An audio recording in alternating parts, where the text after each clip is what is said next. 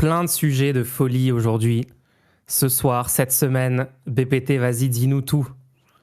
Alors, c'est vrai qu'il y a plein de sujets, et notamment le fait que je me suis demandé si la télé était repassée dans le 20e siècle en termes de contenu. Une certaine décennie du XXe siècle, peut-être années 30. Une décennie particulière peut-être entre les deux guerres mondiales. Aïe, aïe, aïe. C'est une Mais dinguerie. sinon, toutes les autres news, parce qu'il y en a énormément, on vous en parle juste après le jingle.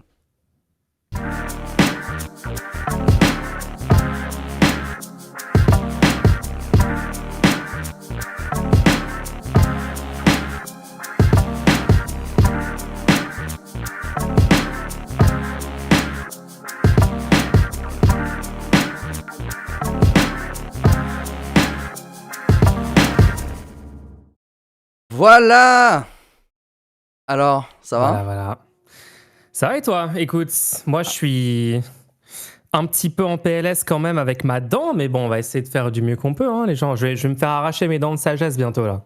Est-ce que tu peux nous expliquer l'état mental dans lequel on est quand à la fois on a une douleur insistante et récurrente au niveau de l'intégralité de la mâchoire, et pendant ce temps-là, à distance, avec plein de problèmes techniques, avec des petits problèmes physiques et tout, genre, en même temps, il y a une personne qui te parle du fait que il faut garantir l'existence de la race blanche, etc., etc., ce genre de choses-là, ce genre de Ouais. contenu. Ouais, non, c'était un des débats de tous les temps. On sort d'un débat de fou avec quelqu'un qui se dit apostat, MDR. Et ouais, mais bon, je pense que on va en parler sur ce podcast, hein. C'est la situation actuelle de la France. On est revenu à un stade de conscience politique. On doit débattre avec des gens qui sont littéralement des suprémacistes blancs, des gros racistes en puissance. Mais bon, c'est la méta. Moi, je suis là. 2025, moi, je suis là, hein. Et tu t'apprécies en même temps d'avoir une petite douleur aux dents généralisée? Moi, je vois ça comme un challenge, tu vois. Je pense que la prochaine fois, je vais essayer de le faire littéralement pendant l'opération de retrait des dents de sagesse. T'es sur le après, truc? Ouais, et rester dans les pages parce qu'après, il y aura le stream où je me fais amputer de mes 4 membres en plein milieu d'un débat avec Cro-Blanc. Ça va être le prochain truc sur le stream. En vrai, On va essayer de dépasser Kai Cenat. Ça, c'est easy quand même. Écoute, moi, je me prononce pas là-dessus. Bon, on va essayer de le faire. Ouais, en fait, j'ai envie de parler de ce sujet-là en priorité. Parce que qu'est-ce qui s'est passé récemment? Il y a la France Insoumise qui a commencé à lancer sa campagne de municipales. Alors les municipales, bah du coup c'est bien parce que ça va nous permettre de parler un peu des municipales, qui est une élection qui est pas assez prise au sérieux. Les municipales, donc l'élection des maires. Le fonctionnement d'ailleurs est cryptique pour beaucoup de gens, parce que vu qu'on parle du maire, on croit qu'on vote pour un maire, alors que c'est pas comme ça que ça fonctionne. Donc on va parler de tout ça par la suite. Okay. Mais c'est surtout les propos de quelqu'un qui, donc c'était un directeur de la rédaction de Frontières, Éric Ténier. Oh non, Frontières, oh l'odeur de ce magazine. Qui était sur CNews et qui parlait à propos de ça. Donc les propos sont juste glaçants. Moi, honnêtement, je me suis demandé, est-ce que cette personne va pas, est-ce qu'il va pas avoir un procès? Est-ce que là il y aura pas un retrait de, enfin à un moment il faudrait pouvoir faire en sorte que ces gens ne puissent pas s'exprimer pendant qu'on tient un procès sur est-ce que c'était un propos, tu vois, genre vous avez tenu des propos racistes, haineux, machin. Il faut que ça soit délibéré, parce que tu sais, on a eu le concept d'avoir Zemmour à la télé tous les soirs pendant des années, et les gens disaient oui mais regarde, c'est juste une énergumène sur une chaîne, c'est pas grave. Maintenant c'est toutes les chaînes en fait, donc à un moment faudra un moyen de, bah toi tu disais comment tu dénazifier la France, hein. Je pense que le terme doit être popularisé parce que, je sais pas, tu regardes Twitter, tu regardes des médias mainstream, tu regardes Internet, y a un problème, quoi. Moi, j'aimerais que la France redevienne la France. J'aimerais qu'on redevienne un pays antifasciste, qu'on se remette à faire de la résistance contre le fascisme, qu'on soit dans les idéaux de 1789. Je sais pas, je trouve incroyable. Moi, ça fait des semaines là que je débat avec des gens qui sont censés être au courant et tout. Bon, je pense que plus de la moitié, ils font les naïfs, hein, mais qui essayent de soutenir Hitler n'est pas d'extrême droite, Hitler n'était pas fasciste, Hitler était de gauche. En fait, je pense que sur tous les réseaux, tu vois ça sur TikTok, dans les commentaires TikTok, mais c'est partout la position de dire les nazis, c'est national-socialiste. Regardez, il y a socialiste dans le nom, donc c'était de gauche. Ouais, ça a commencé comme une blague, cette histoire, puis maintenant c'est tellement répété que c'est utilisé que pour essayer de faire un vrai argument, quoi. À chaque fois. Ouais, et comme on disait la semaine dernière, les gens, il y a de moins en moins de gens qui se souviennent de ce que c'était réellement, puisqu'on commence à être pas mal de décennies après ce qui s'est passé en la Seconde Guerre mondiale. Et qui, en fait, les gens comprennent pas ce que c'était le début de la montée du nazisme et cette idéologie fasciste, avec le racisme, la désignation d'un ennemi intérieur à la nation, le besoin de purifier un pays d'un soi-disant problème. Il y avait la théorie du remplacement, c'était aussi dans leur logiciel. Et voilà, c'est pour ça qu'aujourd'hui, cette ignorance massive conduit à ce qu'il y ait une partie des gens, pas non plus la majorité, je pense, mais il y a de plus en plus, je pense, surtout sur les jeunes, ça peut marcher, le truc de dire, regardez, il y a socialiste dans le nom, donc en fait, ça venait de la gauche, tout ça. C'est le confusionnisme, en fait, mais c'est énorme, c'est ultra présent sur Internet. Ouais, et puis Des c'est le même. podcasts, des streams, des vidéos YouTube, des TikTok, c'est partout. Il y a aussi un autre type de confusionnisme, c'est parler de la résistance en citant quelques résistants qui avant étaient dans des partis d'extrême droite et dire regarde non en Ouais, fait c'est classique. transpartisan la résistance alors que non la résistance c'était vraiment un mouvement bah, d'ailleurs ceux qui ont gagné ceux qui ont mené la résistance ont pris les rênes du pouvoir par la suite et on a eu le Conseil national de la résistance et après il y a eu que des réformes qui étaient clairement marquées politiquement quoi. On va pas faire voilà bref mais bon il y a des tentatives de dire non regarde cette personnalité-là était un résistant, tu peux pas généraliser et tout. Alors que le gouvernement de Vichy était en place à ce moment-là, était un gouvernement d'extrême droite, a pactisé avec les nazis et a déporté des juifs, etc. C'est documenté.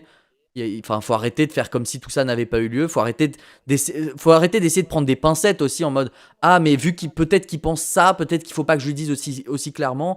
Moi, je pense qu'il faut de la clarté. Et les gens qui veulent pas comprendre, les gens qui après avoir eu la clarté se sentent fâchés, vont jamais revenir vers toi et vont faire comme si ce que tu avais dit, ça les avait outrés et que c'était pas normal. Bah, moi, je me demande, est-ce qu'ils avaient vraiment pour intention de changer un moment d'avis? Parce que sur des sujets aussi importants que ça, tu peux pas faire comme si tu étais fâché juste par rapport à la manière dont tu l'as dit. On parle littéralement de génocides qui ont eu lieu. Vraiment, tu peux pas faire comme si, ah oui, mais vu qu'il me l'a mal dit, maintenant je le crois plus, ça n'a aucun sens. Enfin, à un moment, il faut. Une personne honnête, même s'il considère qu'on lui a mal dit quelque chose, vu que tu parles de sujets hyper graves et sérieux, elle va aller voir de quoi il s'agit. Après, elle va dire, ok, ouais, c'était légitime de me parler comme ça de cette situation-là, parce que c'était. Vous pouvez pas juste normaliser le fait qu'il y ait eu un génocide ou qu'il y ait eu des fascistes au pouvoir, etc. C'était pas possible, tu vois. Ouais. Et moi, je le redis, je pense que le truc de dire lol.godwin dès que tu mentionnes le NSDAP, les nazis, Hitler, etc., c'est un complot.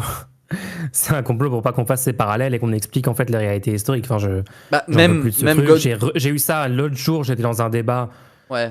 et je vois genre tellement de gens dire lol.godwin, il a perdu le débat. Et genre les gens, de quoi vous parlez? Donc ça veut dire on peut plus parler du parti nazi, on peut pas faire les parallèles pour démontrer que c'est littéralement les mêmes idéologies qui montent aujourd'hui en France et à travers l'Occident.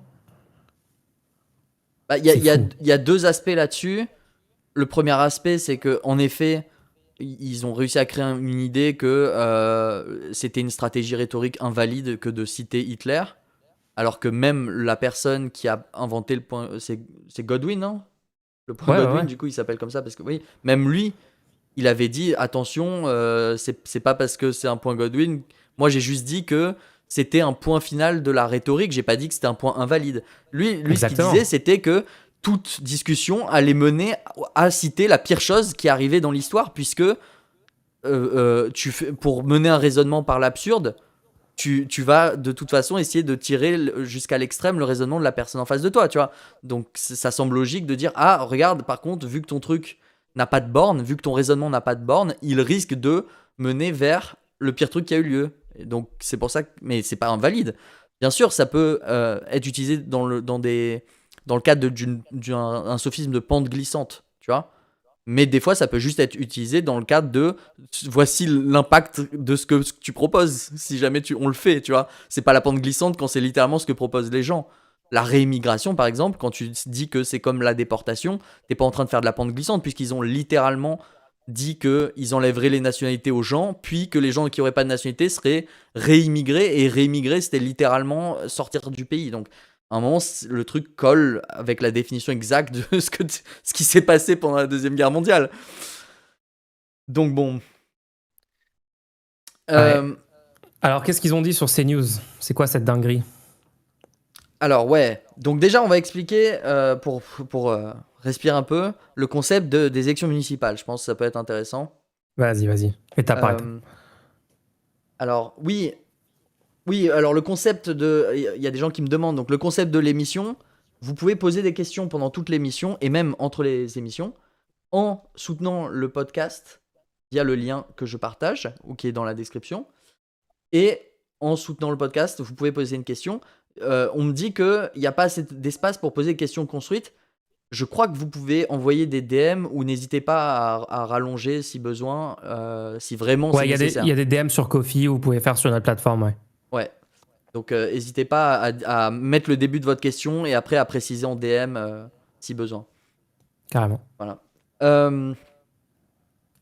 Voilà, et en plus ça permettrait de soutenir le podcast. Merci à tous ceux qui font les petites questions. On en Merci parlera beaucoup. dans une seconde partie du podcast. Donc ouais, revenons un peu sur le municipal parce que ça va arriver quand même. Ça va arriver à grands pas. Et moi et plein d'autres gens que je connais, le concept des municipales, je voyais ça comme une élection locale où on élit un Ouais. maire qui va faire les affaires courantes de la ville, etc. Et en fait, c'est plus subtil que ça. Parce qu'en fait, déjà, tu n'élis pas le maire, déjà. Tu votes pour une liste. Ouais. Donc, il y a une liste qui est constituée et tu votes pour la liste. Et les gens qui ont été, donc sur chaque liste, qui ont reçu les voix, sont désignés à la proportionnelle et après votent pour le maire. Ou Exactement. désignent le maire. Ça, je sais pas exactement lequel des deux. Enfin bref, il y a une extrême grande probabilité pour que ce soit le maire qui était sur les têtes d'affiche, la personne qui était sur les têtes d'affiche, qui soit désignée comme maire par la liste qui l'a fait gagner. Enfin, Ouais, bien c'est sûr. un peu évident. Par contre, ce que ça veut dire aussi, c'est que ce n'est pas parce que vous pensez qu'un maire, c'est sûr qu'il va être réélu, que ça ne sert à rien d'aller voter, puisque en face de ce maire, dans les conseils municipaux, siègent les opposants qui ont gagné vos voix. Donc faut savoir que toutes les voix comptent dans les élections municipales. Parce que déjà, de base, toutes les voix comptent parce qu'on sait jamais, ça peut marcher en fait, vous pouvez faire gagner quelqu'un d'autre. Et en plus, Oui, même si tu gagnes pas la mairie, t'as quand même des sièges. voilà, tu as quand même des sièges au conseil municipal. Et les conseils municipaux, c'est intéressant parce qu'il y a des... Alors il y a des...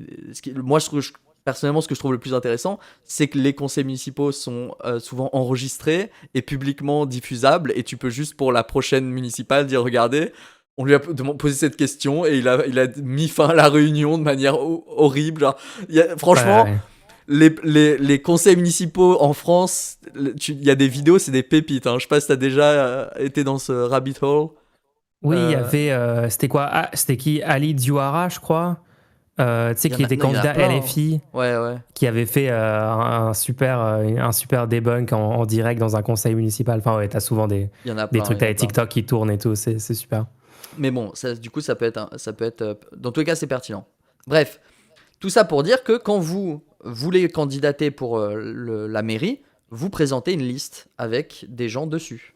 Jusque-là, Ouais, tout va bien. Ok? tout va bien. Puis, récemment, du coup, pour Villeneuve-Saint-Georges, les municipales de Villeneuve-Saint-Georges, c'est Louis Boyard qui a été désigné pour devenir maire. Boyard, c'est un bon gars, Il lui. se présente pour devenir maire.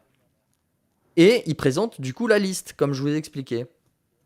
Et ils disent, voilà, c'est une liste, on est fier de la diversité qu'il y a sur la liste, etc. Ouais, je sens bien la dinguerie. Comment Alors, tu vas pas pouvoir entendre, mais je vais passer l'extrait Ah, audio. yes, ouais. Mets-le. Comment est-ce qu'ils en parlent Donc là, c'est Éric Ténier sur CNews. Je vous laisse écouter. Mettre en place la diversité. Et donc, sur les 38 candidats qui sont présentés, il y a 26 personnes qui portent un nom et un prénom d'origine étrangère, africaine et arabo-musulmane. Donc c'est la vision justement qu'a Louis Boyard de cette représentation. On peut considérer qu'il faut représenter des minorités, mais il y a une véritable surreprésentation. Pourquoi ? Parce que Villeneuve-la-Garenne, eh bien, justement, c'est essentiellement des quartiers prioritaires. On sait qu'ils votent à 45% sur l'ensemble du territoire pour mettre en place la Alors, je vous refais écouter le début pour que ce soit clair. Hein. diversité. Et donc, sur les 38 candidats qui sont présentés, il y a 26 personnes qui portent un nom et un prénom d'origine étrangère, africaine et arabo-musulmane. Donc, il dit, Wow. il y a 26 personnes qui portent un nom ou un prénom d'origine étrangère, africaine ou arabo-musulmane. Je crois que On est c'est au stade où sur CNews, ils comptent les noms qu'ils considèrent non blancs. Non, C'est moi- juste de la Ok, folie. juste pour qu'on tu vois qu'on dévoile ce sujet layer par layer. Déjà, le fait de pouvoir déterminer si un nom ou un prénom est étranger. Il va falloir m'expliquer comment ça fonctionne. Bah, c'est littéralement du Zemmour. Hein.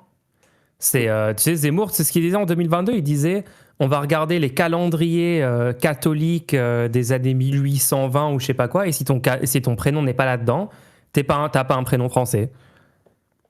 On était à ce niveau-là de dinguerie. Zemmour 2022, parce qu'on lui avait posé, lui, il disait oui, si t'as pas un prénom, il voulait interdire l'autorisation aux parents Ouais, de je me donner rappelle. le prénom qui va à leur enfant. Reçu chez Hugo Décrypte. Hugo Décrypte avait juste cité des noms. C'est il y un avait- gros banger, ça. Et franchement, c'était un bon moment.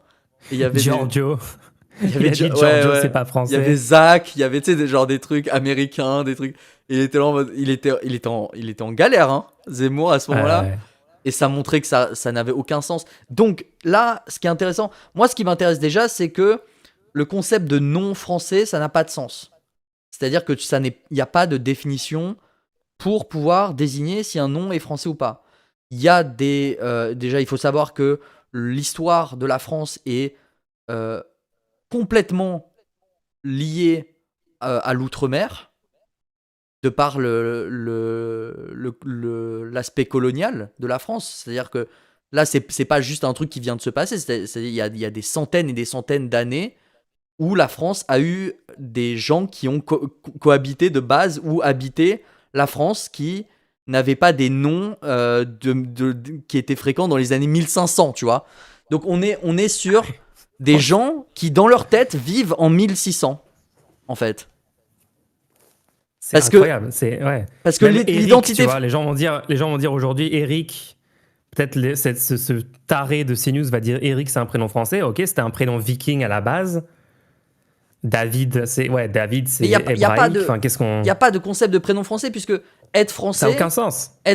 c'est juste vivre en France et avoir la nationalité française. Et depuis 1789, c'est officiellement quelque chose qui ne dépend pas du tout de ton ethnie ou de ton appartenance à une quelconque foi ou à une quelconque croyance. Ça fait donc plus de 200 ans, ça fait 235 ans. Ça fait 235 ans que ce concept n'a plus aucun sens. Et même à l'époque, je me demande s'il avait du sens aussi, hein, de base. C'est ouf. Donc, à partir de là, il faut comprendre que cette personne, il y a eu un moment, c'est cette personne ou quelqu'un d'autre, il y a eu un moment, quelqu'un qui a pris la liste des noms et des prénoms. Et qui avait un stylo Et qui a rayé ceux qui sont pas français, selon elle. entouré un par un les noms et prénoms qu'il ou elle considérait non français. À combien de cheveux on est du concept de juste mettre des étoiles sur les gens?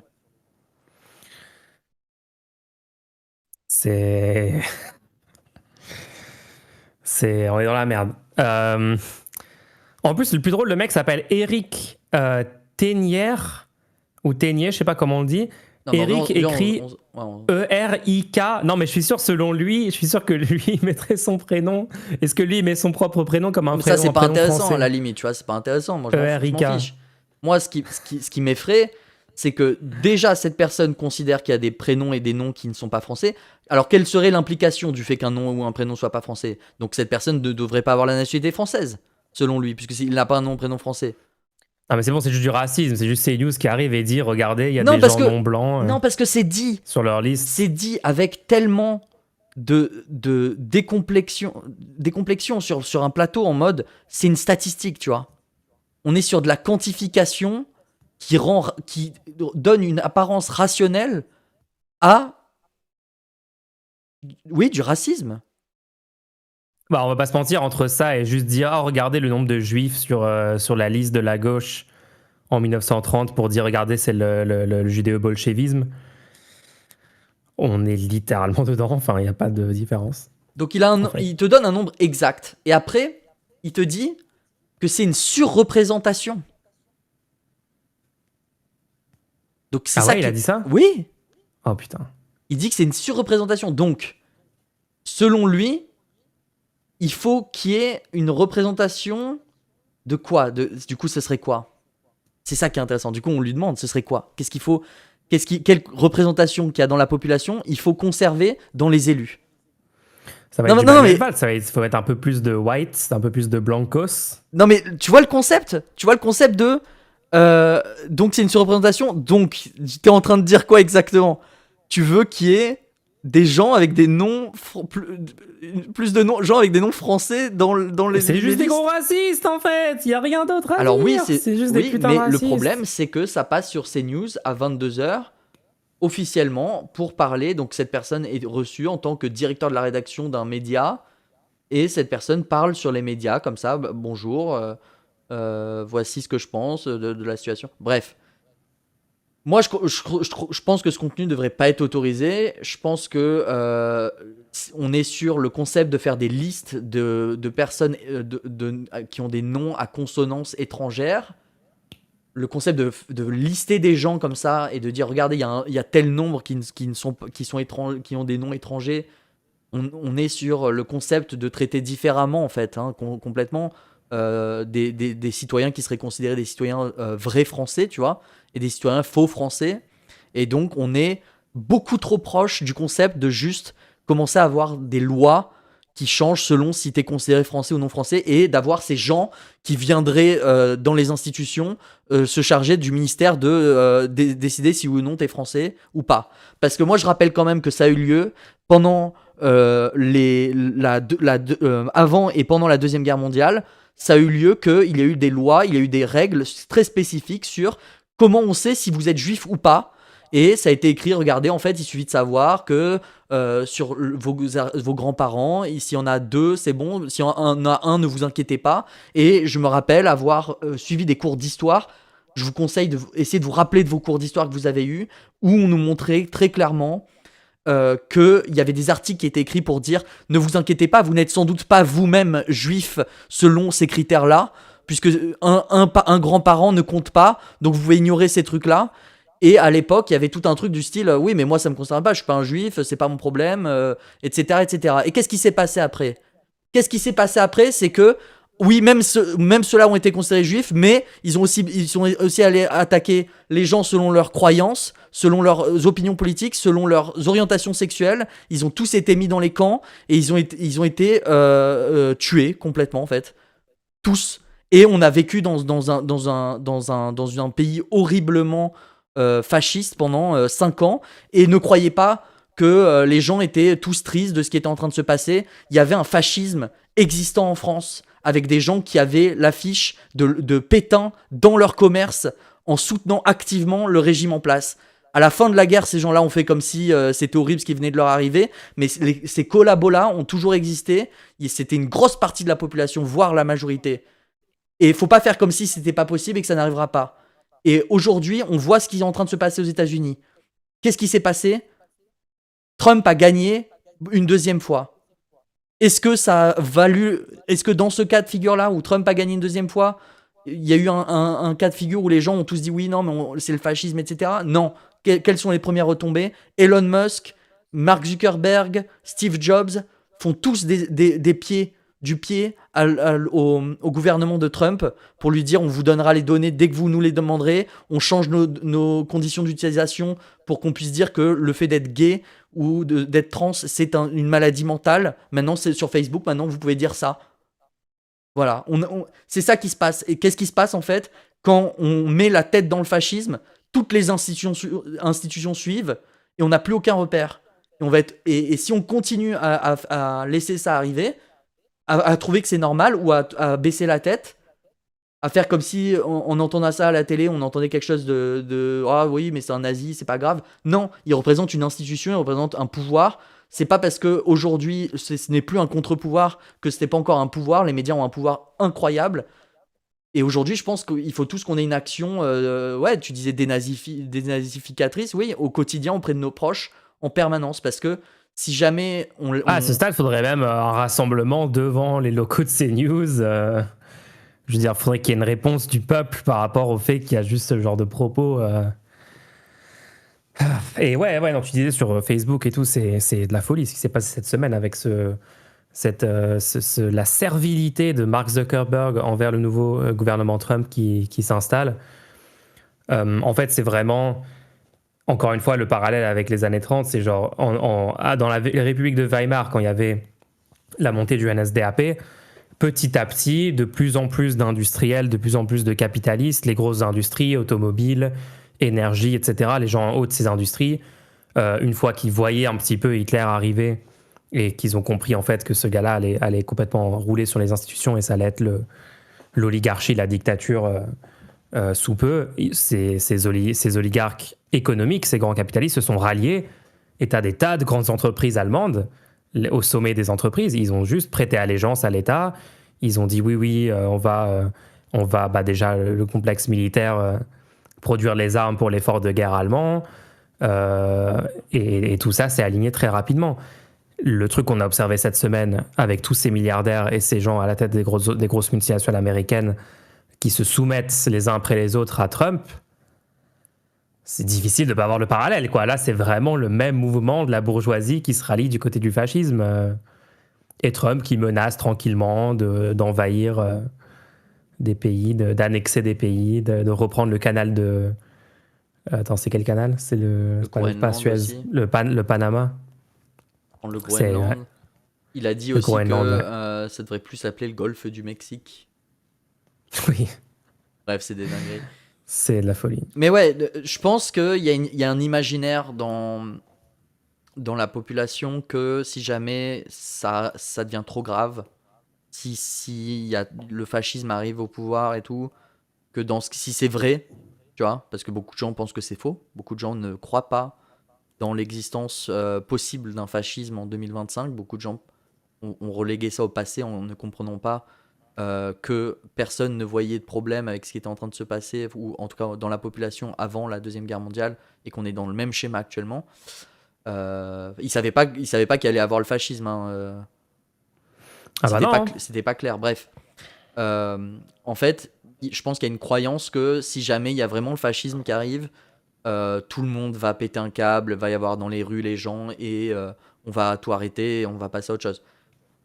Malheureusement, je pense pas. Je pense que si jamais le fascisme arrive, clairement, parce qu'il y a déjà des signes annonciateurs actuels, mais s'il y a un plein pouvoir donné, un pouvoir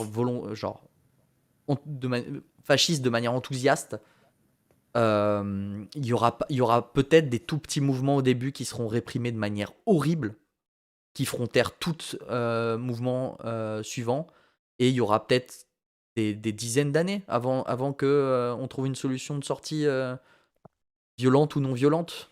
Tu vois ce que je veux dire? Ouais, je rappelle juste que ça peut mettre le pays dans l'ombre. Ça peut mettre le pays dans l'ombre pour des dizaines d'années. Il y a eu Franco. Et je rappelle, ouais. Je rappelle ce qui s'est passé au XXe siècle, c'était des États, bien sûr, des États capitalistes, des États bourgeois très puissants, centralisateurs.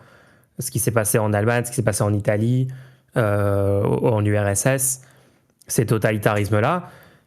On n'a pas encore expérimenté dans un pays occidental puissant un régime fasciste avec la surveillance de masse grâce aux réseaux sociaux. Je veux dire, Tu vois, genre même pendant la Deuxième Guerre mondiale, les résistants communiquaient par des biais parce qu'il y avait pas, il y avait des moyens en fait avec la crypto, d'autres instruments et tout, d'avoir des réseaux.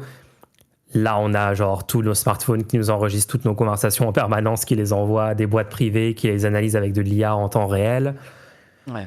Je veux dire, les gens, venez, on fait pas l'expérimentation de comment ça se passe le fascisme avec toute la technologie moderne 21e siècle dans les années 2020, tu vois. Franco, il est arrivé au pouvoir en 38 et le pouvoir s'est terminé en 1973.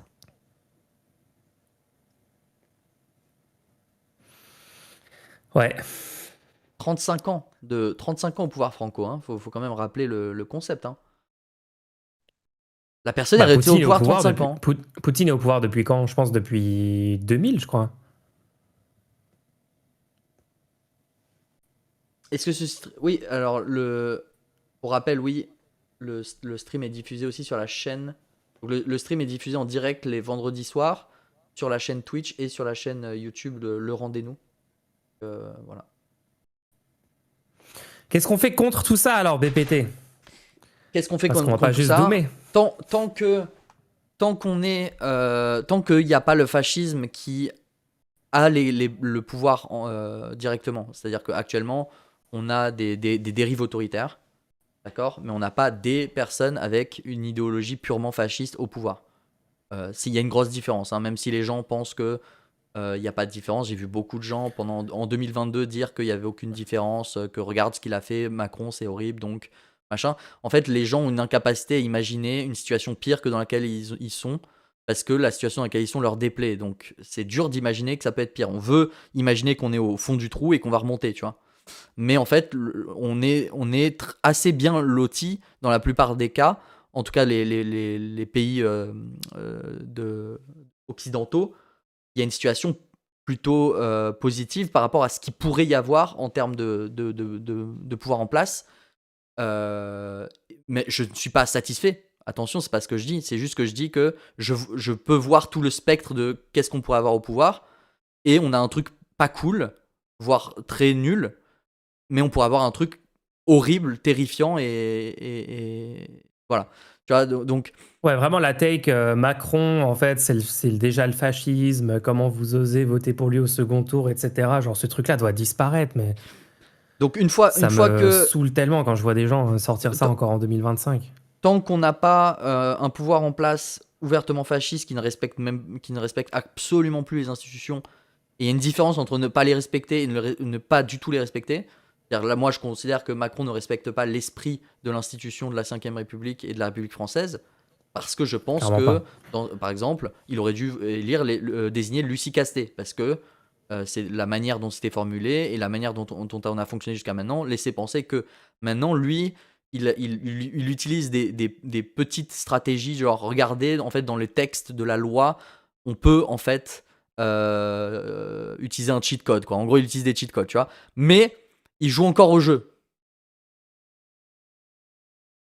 On va avoir des élections. On aura des prochaines élections présidentielles. On peut avoir quelqu'un en place qui ne joue plus au jeu, en fait. Qui reste au pouvoir en disant non, on ne fait plus d'élections, en disant voilà. Bref, et du coup, moi je pense que tant qu'on est dans un cas de figure où quelqu'un joue encore au jeu, il faut nous aussi essayer le plus possible d'utiliser l'institution le maximum possible. Et c'est triste parce qu'en fait, on a eu combien d'occasions maintenant de renverser la balance? Énormément. À chaque fois, on a une occasion, quoi.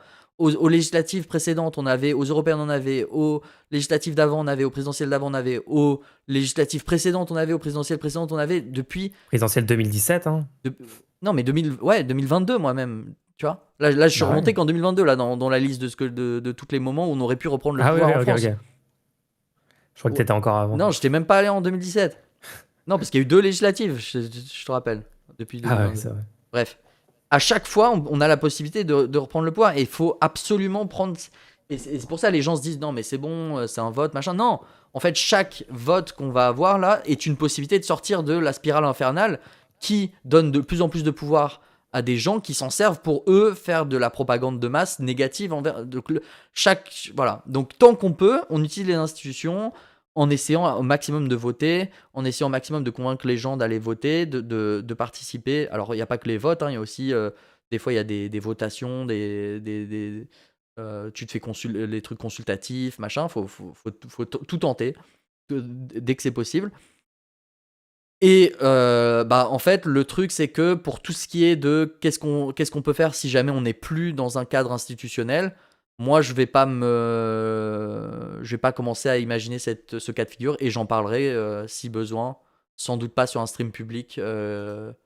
Parce qu'imaginez juste, vous êtes dans un état fasciste autoritaire, les mécanismes pour en sortir, quand vous regardez les mécanismes qui ont été utilisés pour en sortir dans la Deuxième Guerre mondiale, moi, j'ai pas envie de participer à ça et je vais si je dois le faire, je le ferai sans doute, mais c'est vraiment pas un monde dans lequel je veux vivre en fait. Donc je préfère même pas y penser, je préfère même pas commencer à partir sur une recherche de stratégie dans ces cas de figure-là parce que vous voulez vraiment pas être dans la résistance en fait. C'est stylé dans l'idée, tu vois, Ouais, t'as plein de gens à gauche y a plein de gens qui vont le romantiser. qui sont dans un fantasme, qui sont complètement délus et déconnectés et qui... En fait, vous voulez vraiment pas. Tu sais, c'est la frange accélérationniste qui sont en mode ouais, bah moi j'aime bien l'esthétique d'être dans une résistance dans cet état-là et du coup soit je vote pas ou je laisse la situation s'empirer d'année en année sans participer. Puis après je serais peut-être un résistant. Enfin bon, Alors attention pour tous les gens. Beaucoup de gens le disent pas ouvertement, mais je pense que c'est une mentalité qui est présente chez une proportion des gens. Oui, mais une grosse proportion quand même. Voilà, donc ouais, c'était ce sujet-là. Alors, du coup, ça fait partie des trucs qu'il faut faire. C'est-à-dire que là, on prend du temps pour en parler. N'hésitez pas, vous aussi, à prendre du temps pour en parler autour de vous. Moi, c'est quand même assez fou que beaucoup de gens ne se rendent pas compte à quel point leurs propos sont des propos littéralement nazis, des fois. Hein. L'imaginaire sur le... En fait, l'idée de on se fait attaquer, on se fait envahir par des migrants, ça marche beaucoup auprès des gens en fait. Il y a vraiment les gens, l'idée que on pourrait juste fermer un robinet et tous leurs problèmes sont réglés dans leur vie. C'est facile de l'imaginer. En plus, ça utilise les aspects les plus primitifs de ton raisonnement en mode oh ils sont pas comme nous, j'ai peur. Alors que les gens qui sont comme vous visuellement et qui en fait sont sans doute les plus dangereux parce que c'est eux qui ont le pouvoir en place et qui utilisent tout leur argent et leurs moyens pour garder le pouvoir. Je parle des ultra riches, tu vois. Les ultra riches, eux, vont faire des œuvres de charité, vont payer la reconstruction de la cathédrale Notre-Dame, et vont dire regardez, on est sympa, on est cool. Et derrière, en fait, quand tu regardes vraiment les mécanismes de pouvoir et les mécanismes d'oppression, la personne qui immigre en France genre on est à 4 millions de niveau de nuisance, tu vois, genre en termes de pour même voir pas du tout, ouais. Parce que beaucoup d'études, quelle que soit la manière dont tu analyses la chose, beaucoup d'études disent l'immigration est tout le temps un bénéfice, tu vois. En plus, c'est ça le truc. même si c'était nocif, les niveaux de nuisance potentiels sont sans commune mesure. C'est que ouais, t'as l'immigration nette, c'est genre environ 400 000 personnes par an, dans un pays de 70 millions d'habitants, on rappelle. Hein. Donc ça fait autour de 2%, un truc comme ça. Et genre, je vous promets, aucun de vos problèmes dans votre quotidien sont dus à des gens qui immigrent en France. Je sais pas comment... Enfin si, je sais comment, c'est le racisme structurel en France, le racisme dans les esprits qui permet à ce que les gens soient convaincus de ça. Mais aucun de vos problèmes, genre, je suis pas payé assez, j'aimerais bien partir en vacances là, mais si je pose des jours, en fait, j'ai même pas de quoi payer un voyage de l'autre côté du pays, un truc sympa, un resto sympa, un hôtel. Je peux même pas me payer ça. Ça, c'est pas dû à l'immigration, ce problème-là. Je suis en souffrance au travail. Mon patron viole le code du travail et je peux rien faire parce que je suis une situation de dépendance, blablabla. Les services publics, j'ai des problèmes de transport, ils sont sous-financés. Les hôpitaux, mes parents ont dû faire 7 heures aux urgences la nuit parce qu'il n'y avait pas assez de personnel. Zéro de vos problèmes du quotidien sont à cause de ça. Alors, je donne Et des. les personnes qui votent à l'extrême droite n'ont aucun problème concret dans leur vie qui correspond à ces choses-là. C'est juste des racistes. Je donne des exemples très simples, ok? Il y a des gens qui vont citer l'aide médicale d'État comme étant la raison regarde, ils prennent l'argent, on pourrait soigner des Français et tout. Euh, il y a eu, en 2020, 5768 lits d'hôpitaux fermés en pleine pandémie, puis 4300 en 2021. Ça a été. Je suis obligé de citer ça parce que si je cite les chiffres, parce que je peux donner les chiffres, le fait que l'hôpital a été définancé ouvertement, tu vois. Mais des fois, c'est plus utile de juste donner des chiffres qui sont plus faciles à imaginer. C'est-à-dire que quand toi, tu t'imagines, regarde, il y a des gens qui viennent prendre les places dans les hôpitaux, machin. Les gens au pouvoir, en place, actuellement, ont supprimé des lits existants, en fait. Ça, c'est une vraie donnée, tu vois. Et chaque année, il y a des lits qui sont supprimés, supplémentaires. Il y a tout le système hospitalier qui est définancé, etc. Et à quel moment ne pas soigner quelqu'un qui est malade sur le territoire français, ça a aidé les Français? À quel moment ça a été bénéfique pour les Français? Ça n'a aucun sens. Donc ça, souvent, c'est utilisé pour dire, regardez, machin. Et tu vois, j'ai envie de prendre chaque argument foireux pour le débunker. Après, il y a le truc de... oui, mais ils prennent nos travails. Alors, ok, regardons quels travails sont pris. Effectivement, on peut voir qu'il y a des travails qui sont pris dans le... Je crois que c'était les travails souvent faits par les jeunes. Mais on se rend compte que souvent, les créations d'activités liées aux dépenses, etc., contrebalancent. Parce que, en fait, juste imaginez la circonstance. Hein. Vous êtes dans un pays, il y a des gens dans le pays, ok? D'où vient le travail? Des gens. Du fait que les gens dépensent leur argent, en fait, dans le pays, pour acheter des biens et des services. Donc si tu rajoutes des gens dans le pays, et qui travaillent dans le pays, ils vont aussi eux-mêmes avoir des besoins et besoin d'acheter des choses. Donc ils sont... Bon, bref, donc au final, voilà. C'est un cercle, quoi. Ça change absolument rien d'avoir plus de gens. Mais dans le même temps exactement, ces mêmes personnes vont utiliser ChatGPT en mode oh regardez ChatGPT parce qu'ils ont été complètement propagandés. Enfin, je suis désolé, mais je vois une corrélation folle entre les gens qui sont d'extrême droite et qui adorent les IA et bref. Mais il faut savoir que les grosses boîtes mettent de l'argent fou, c'est-à-dire des sommes énormes. Il y a une bulle spéculative incroyable sur l'intelligence artificielle. Dans quel but? Je sais pas. Supprimer des emplois. Automatiser pour que les emplois soient plus là. Automatiser les tâches des gens. C'est-à-dire que l'objectif actuel de énormément des entreprises, et ça a déjà commencé à avoir lieu, c'est de se dire ok, ces intelligences artificielles ne vont pas faire du travail de qualité, mais sur toute la masse salariale qu'on a, si on ne garde que les bons éléments et qu'on vire toutes les autres personnes et que les bons éléments se concentrent que sur les choses importantes et que toutes les choses pas importantes, ça se soit fait par des IA, on sera content. Est-ce que dans ce cadre-là, tu vois la même réaction de colère du fait que ces emplois vont disparaître? Non, parce qu'il n'y a pas le bouc émissaire. C'est littéralement un vrai risque. Alors que là, c'est un vrai risque. Non. C'est pas que c'est un vrai risque, Incroyable. ça a déjà commencé. Il y a déjà eu des cas. Tu sais qu'il y a des journaux, je vais dire des journaux en ligne entiers où ils ont dit non, on va payer, on va arrêter, on va générer les articles automatiquement. Ouais, c'est une catastrophe. Il y a plein de chatbots d'assistance qui sont maintenant, par défaut, c'est des IA, et ils disent oui, mais c'est pour... En fait, on rajoute un outil, c'est pour rendre le service plus facile, sauf que cet outil que tu rajoutes te permet... Et c'est toujours ça qui est marrant, c'est que tu vas jamais voir les gros chiffres tout de suite. Tu vois, ah, on a mis en place un système par IA, donc on vire des gens. C'est pas aussi facile que ça, c'est on met en place un système par IA, donc lorsque notre business grossit, on n'a pas besoin d'embaucher plus de gens, par exemple, tu vois. Ou, finalement, on a des problèmes financiers, on vire 3000 personnes. Mais en fait, c'est 3000 personnes dont le boulot avait déjà été commencé à être remplacé par des IA, donc tu peux les virer sans avoir trop de problèmes financiers. Il y a des vagues de personnes qui sont licenciées dans le domaine de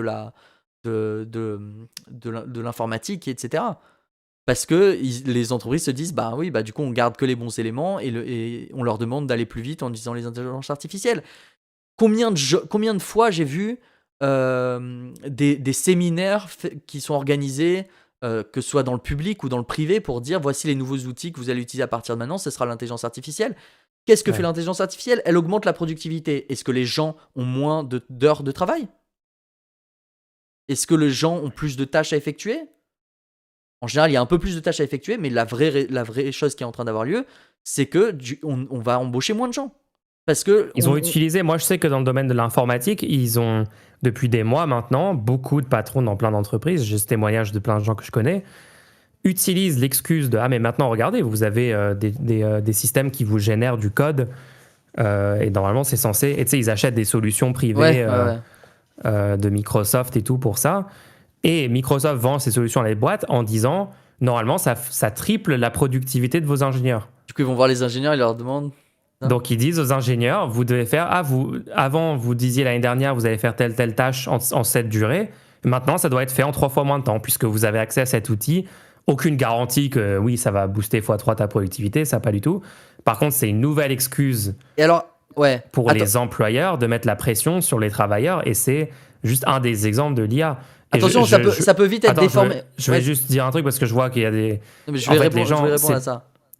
Ok, vas-y, je te laisse répondre. Ça peut vite être déformé ce qu'on est en train de dire, parce que on pourrait croire que ce qu'on est en train de dire, c'est il faut pas mettre en place les nouvelles technologies parce que ça fait perdre des emplois. Attention, c'est pas ça qui est dit. Regardez, écoutez bien ce que j'ai dit. J'ai dit, est-ce que ces gens ont moins d'heures de travail ou pas? C'est ça qui est important. Si normalement, si tu augmentes ta productivité, en tant qu'employé, si tu augmentes ta productivité, et que t'as pas plus d'argent ou moins d'heures de travail, mais tu te fais rouler. Qui gagne l'argent alors? Si ta productivité a augmenté, c'est-à-dire que tu ramènes plus de valeur, qui gagne cet argent? Et c'est là que tu découvres la courbe de la répartition des gains de productivité depuis les années 70, où tu vois que la majorité des gains de productivité, elle est au top 1% des plus riches en termes de création de richesse. Donc en fait, on remet le doigt sur le vrai problème, c'est le système économique en place. Le vrai problème, c'est le fait que les entreprises sont possédées par des capitalistes et non pas par les employés, en fait. Et dans un système comme ça, au moment où les employés augmentent leur productivité, c'est au bon vouloir des employeurs de répartir la richesse entre les employés ou juste à eux-mêmes. Et dans un cas de figure où au pouvoir, tu as des gens qui mettent en place des lois qui permettent d'augmenter le chômage, parce que je rappelle que le fait de repousser l'âge de départ à la retraite et de ne pas diminuer le temps de travail, etc., tout ça, ça mène au fait qu'il y a de plus en plus de chômage. Le fait qu'il y a de plus en plus de chômage permet à l'employeur de ne pas avoir à chercher à être compétitif. L'employeur peut juste dire, vous n'aurez pas plus d'argent. Allez-y, partez. Vous ne trouverez pas d'autres emplois puisqu'il y a un chômage de masse dans le pays.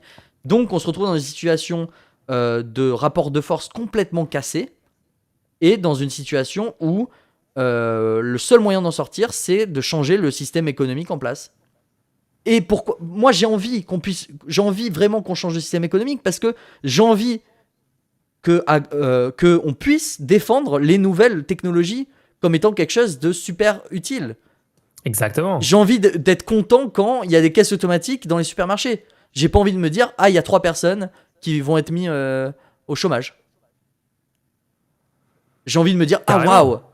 Enfin, on n'est pas anti-technologie, bien sûr. J'ai envie de me dire, enfin, les caissiers vont pouvoir faire moins de temps sur les caisses et aider dans le supermarché à faire du réassort, et le temps de travail de tous les employés vient de diminuer. Une victoire incontestable pour les employés, tu vois. J'ai envie de pouvoir savoir que c'est ça qui s'est passé. J'ai envie de pouvoir savoir que quand je m'achète un lave-linge, je suis pas triste. Je sais que ça peut sembler bizarre, mais le concept est fou que dans le système économique en place, si je m'achète un lave-linge ou un lave-vaisselle, ça me rajoute du travail. Quoi? Bah oui. En fait, j'automatise une tâche que je faisais avant et maintenant je dois travailler pendant ce temps-là. Quoi? Ouais, j'avoue, c'est fou. Non, dans ma vie personnelle, ça fonctionne pas comme ça. On n'a pas un système économique comme ça parce que je suis possesseur de mes propres moyens de production dans ma maison. Donc au moment où je m'achète un lave-vaisselle, le temps que je mettais pour laver la vaisselle, je vais pas me le réclamer à moi-même pour produire de la valeur pour moi-même. Je vais pas dire non, mais pendant le temps que tu faisais ta vaisselle, maintenant tu dois faire autre chose pour avoir de la valeur pour moi. Ça n'a aucun sens, tu vois. Donc ce temps-là, je peux l'utiliser pour faire autre chose. Mais dans les entreprises, ça marche pas comme ça. Dans les entreprises, on met un lave-vaisselle, on dit ah oui, mais toi t'es payé aux 35 heures, t'es pas payé parce que la vaisselle est lavée. T'es pas payé parce que la vaisselle est lavée, t'es payé parce que tu dois travailler pour moi. Et vu que maintenant la vaisselle sera lavée automatiquement, tu vas faire un autre travail. Tu vas faire, je sais pas, le sol. Et maintenant, on peut virer le mec qui faisait le sol avant. Et le mec, il dit mais attends, je comprends pas. J'ai plus d'argent pour vivre parce qu'on a automatisé la tâche que je faisais. Ouais. Non, mais moi, là, cette semaine, j'ai eu la réflexion sur les milliardaires parce qu'ils sont quand même de plus en plus centraux dans nos vies, quoi. Les Elon Musk, les Zuckerberg, les reculs qu'il y a, la soumission à Trump et tout. Le fait que quand même, t'as genre une petite poignée de gens. Il y a combien de milliardaires en France? Je crois qu'il y a même pas une cinquantaine, je crois. Et aux US, il y en a quelques centaines. Et ces gens, genre par exemple, juste le truc de Musk, qui peut juste dire maintenant sur Twitter, tu vois ses posts à lui, mais il fait ça pour genre 500 millions d'utilisateurs à travers le monde. Instantanément, il change l'algorithme. Ça veut dire une application où ces 500 millions de personnes passent une certaine partie de leur journée à consommer l'information, à consommer le contenu. D'un claquement de doigts, le mec a le pouvoir de changer un des facteurs dans le quotidien de 500 millions de personnes dans le monde. Mais je ne sais pas si on se rend compte du concept. Ça veut dire ces gens sont plus puissants que des dieux. Ils peuvent affecter comme ça, d'un claquement de doigts, la vie concrète, le quotidien. Et c'est comme ça. Et Facebook qui vient de dire maintenant tu peux dire que LGBT c'est une maladie mentale. Facebook, je sais pas, ils vont juste nous tuer en fait. Ces milliardaires vont juste nous tuer. Si on fait rien, si on résiste pas, il y a une oligarchie qui est en train de prendre le pouvoir petit à petit, qui n'en ont rien à faire du fait que 90%, 99% de la population restante ait une vie décente ou même reste en vie à ce stade. Je sais pas. Tu penses vraiment qu'Elon Musk, Zuckerberg, Bill Gates et le reste de ces oligarques, ils ont quelque chose à faire. Enfin, ils ont déjà acheté leurs îles privées, je sais pas où, ils achètent leur armée privée. Énormément de sol arable. Ouais, voilà, ils achètent du sol arable. Ouais, bah, bien sûr. Et ils ont des employés, des gens qui bossent pour eux H24. Ils ont leur petite armée privée de sécurité. Enfin, les gens. Voilà, alors... C'est quoi l'issue de cette situation? Si on met pas la gauche au pouvoir, on va vers où? Juste pour que vous vous rendiez compte, parce que on se rend pas bien compte, en fait. Dans les années 70 environ, la productivité du travail, c'est-à-dire la capacité de produire avec ton travail de la valeur quand tu travailles, était corrélée presque complètement avec la rémunération du travail. C'est-à-dire que plus tu payais quelqu'un ou plus cette personne était productive, plus elle était payée, tu vois. Et en fait, c'était normal, quoi. Et en fait, il y a eu un décrochage qui est lié au fait qu'il y a une montée du système économique capitaliste dans le monde entier, etc., qui fait qu'il y a eu un décrochage sur la rémunération des salaires qui n'a quasiment pas changé. C'est-à-dire la rémunération des salaires, elle a fait quoi? La courbe, elle est plate, quoi. Elle a fait plus 15%, ou quelque chose comme ça. Bref, c'est rien du tout. Alors que la productivité, elle a fait plus 146%. Ça dépend des courbes que vous prenez, mais... Tout est allé au propriétaire et pas au travail. C'est-à-dire que vous êtes plus de 2 fois plus productif en moyenne, mais pour ce travail-là plus productif, vous n'êtes pas plus payé. Or, cet argent a bien été produit, cette valeur a bien été produite, et en fait, elle est accaparée pour les actionnaires, redonnée en dividendes, et réinvestie en plus derrière. Et c'est un cercle vicieux ou vertueux selon de quel côté vous êtes, quand même. qui fait qu'aujourd'hui, il y a les top 1% le top 0,1% sont sur des richesses folles. Il y a je crois que la fortune des plus riches ont doublé les 10 dernières années. C'est-à-dire, imaginez, votre fortune est déjà de 100 milliards et elle passe à 200 milliards. Les gens ne se rendent pas compte de ce que ça représente. Tu te souviens quand on était en école d'ingé, Ouais. le moment où le premier milliardaire a dépassé les 100 milliards? Ouais, je crois que c'était Elon Musk. Ouais. C'était non, Musk c'était ou Bezos je sais peut-être. plus. Ouais, c'était Bezos, hein. Bezos, Ouais. Quand Bezos a dépassé les 100 milliards, et tu sais, je me souviens, en sortant des cours et tout, on avait une discussion. On a essayé de le calculer. Oui, on a essayé de calculer genre combien il devait dépenser par jour et tout sur ce truc. Ouais. Les gens, en 2025, le premier gars vient de passer 300 milliards de capital. 300 milliards. Et ce qui est gênant, c'est que les gens se rendent pas compte. C'est-à-dire, on a du mal à imaginer les échelles de grandeur. Ça va 300 jusqu'à 1000 milliards pour un mec. Non, mais ce que je veux dire, c'est si tu dis à quelqu'un 100 euros, bon, il arrive à imaginer. Si tu dis à quelqu'un 1000 euros, il arrive à imaginer. Non, mais si les gens arrivent à imaginer. 10 000. Non, je t'assure. Les gens n'arrivent pas à imaginer que dès que ça dépasse le million, les gens sont perdus. 1 milliard, c'est 1000 fois plus qu'un million. Oui, mais les gens n'arrivent pas à imaginer ça. Je t'assure, c'est pas clair. Ok, alors tu serais surpris du nombre de gens qui pètent un câble quand ils regardent les TikTok où tu représentes ça avec des grains de riz. T'as déjà vu ces vidéos-là? Où juste la personne montre avec des grains de riz. Regardez, ce grain de riz, c'est 1000 euros. Là, c'est 10 000 euros. Là, c'est 100 000 euros. Là, c'est 1 milliard, tu vois. Les gens se rendent pas compte de ce que ça représente. On a du mal à imaginer pourquoi. Parce que c'est juste fou. En fait, les sommes dont on parle sont effectivement inimaginables. Mais c'est pas du vrai argent, BPT, parce qu'en fait, ce sont des valeurs actionnariales qui correspondent à rien de matériel. Alors, comment il a acheté Twitter à 40 milliards, Elon Musk? C'est pas de question. Non, c'était qui? C'était non, j'ai une règle 2025. J'allais citer quelqu'un, mais j'ai pas le droit. Okay. Bon voilà, donc c'était pour revenir sur ce truc-là de voilà, on était sur le travail. Donc la peur du travail que tu pourrais perdre. En fait, les travails là sont en train d'être perdus et ils sont en train d'être volés par les riches qui sont en train de remplacer, d'automatiser les travails et sans jamais redonner. Donc, il va falloir comprendre que la seule moyen de sortir de ce truc-là, c'est une taxation violente, en fait. Il va falloir, oui, j'ai pas peur des mots, il faut que ce soit violent, c'est-à-dire les plus gros moyens de production doivent être taxés fortement, puisqu'ils vont être fortement automatisés. Il faut que on arrive à taxer l'automatisation de sorte que cette richesse qui en fait, faut comprendre que l'argent qui permet d'automatiser, c'est de l'argent gagné sur le dos des travailleurs de base, d'accord? Donc, c'est-à-dire que tu as utilisé l'argent que les travailleurs ont gagné par leur travail, en partie, je dis bien en partie. Je suis d'accord avec vous, allez, je vous concède que le patron, il a peut-être une part de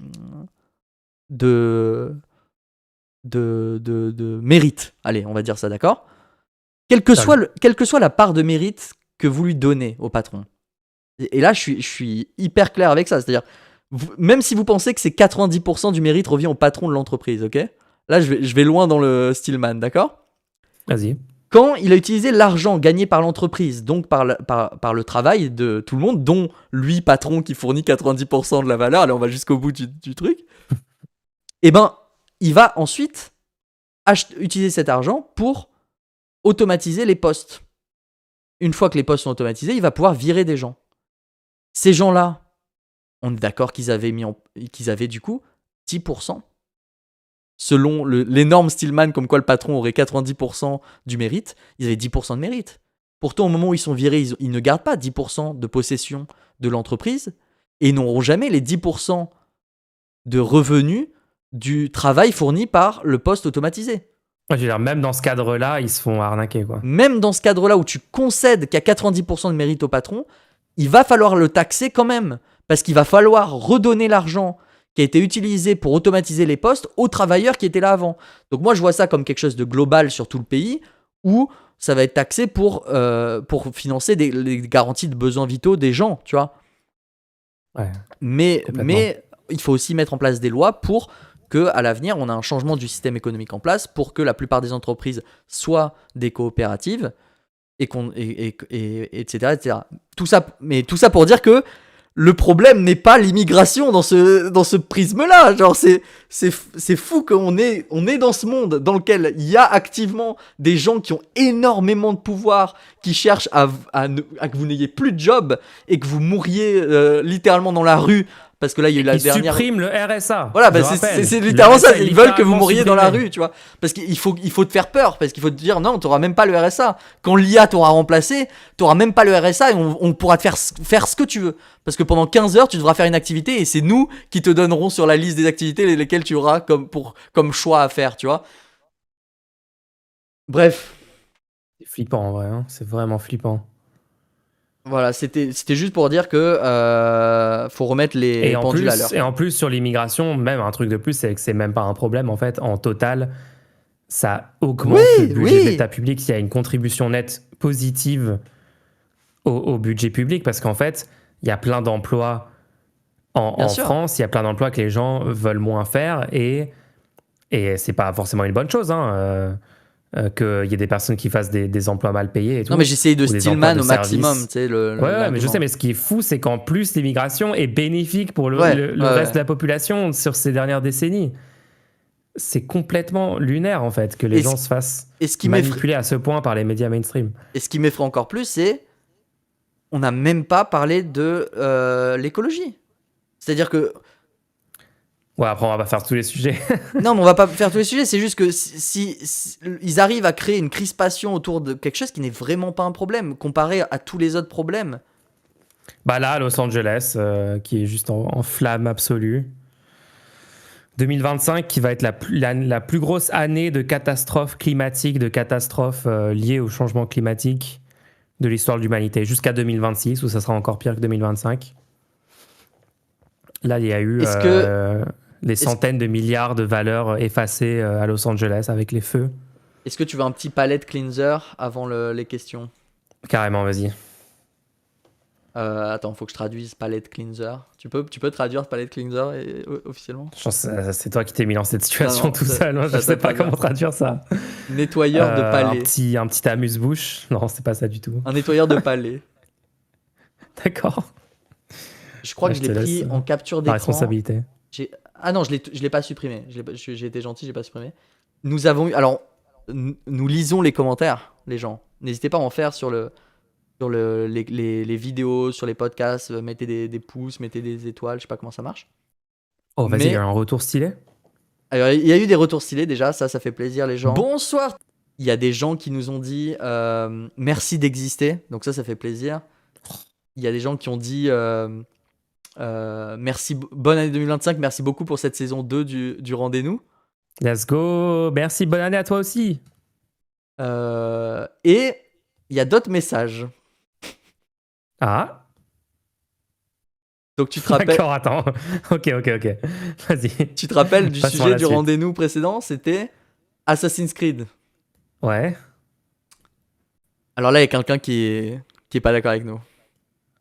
Mais non. Le problème, c'est pas qu'il soit noir, Yasuke. Mais le problème, c'est que c'est... Oh non. C'est pas un samouraï, c'est un porteur d'armes. Dans l'histoire.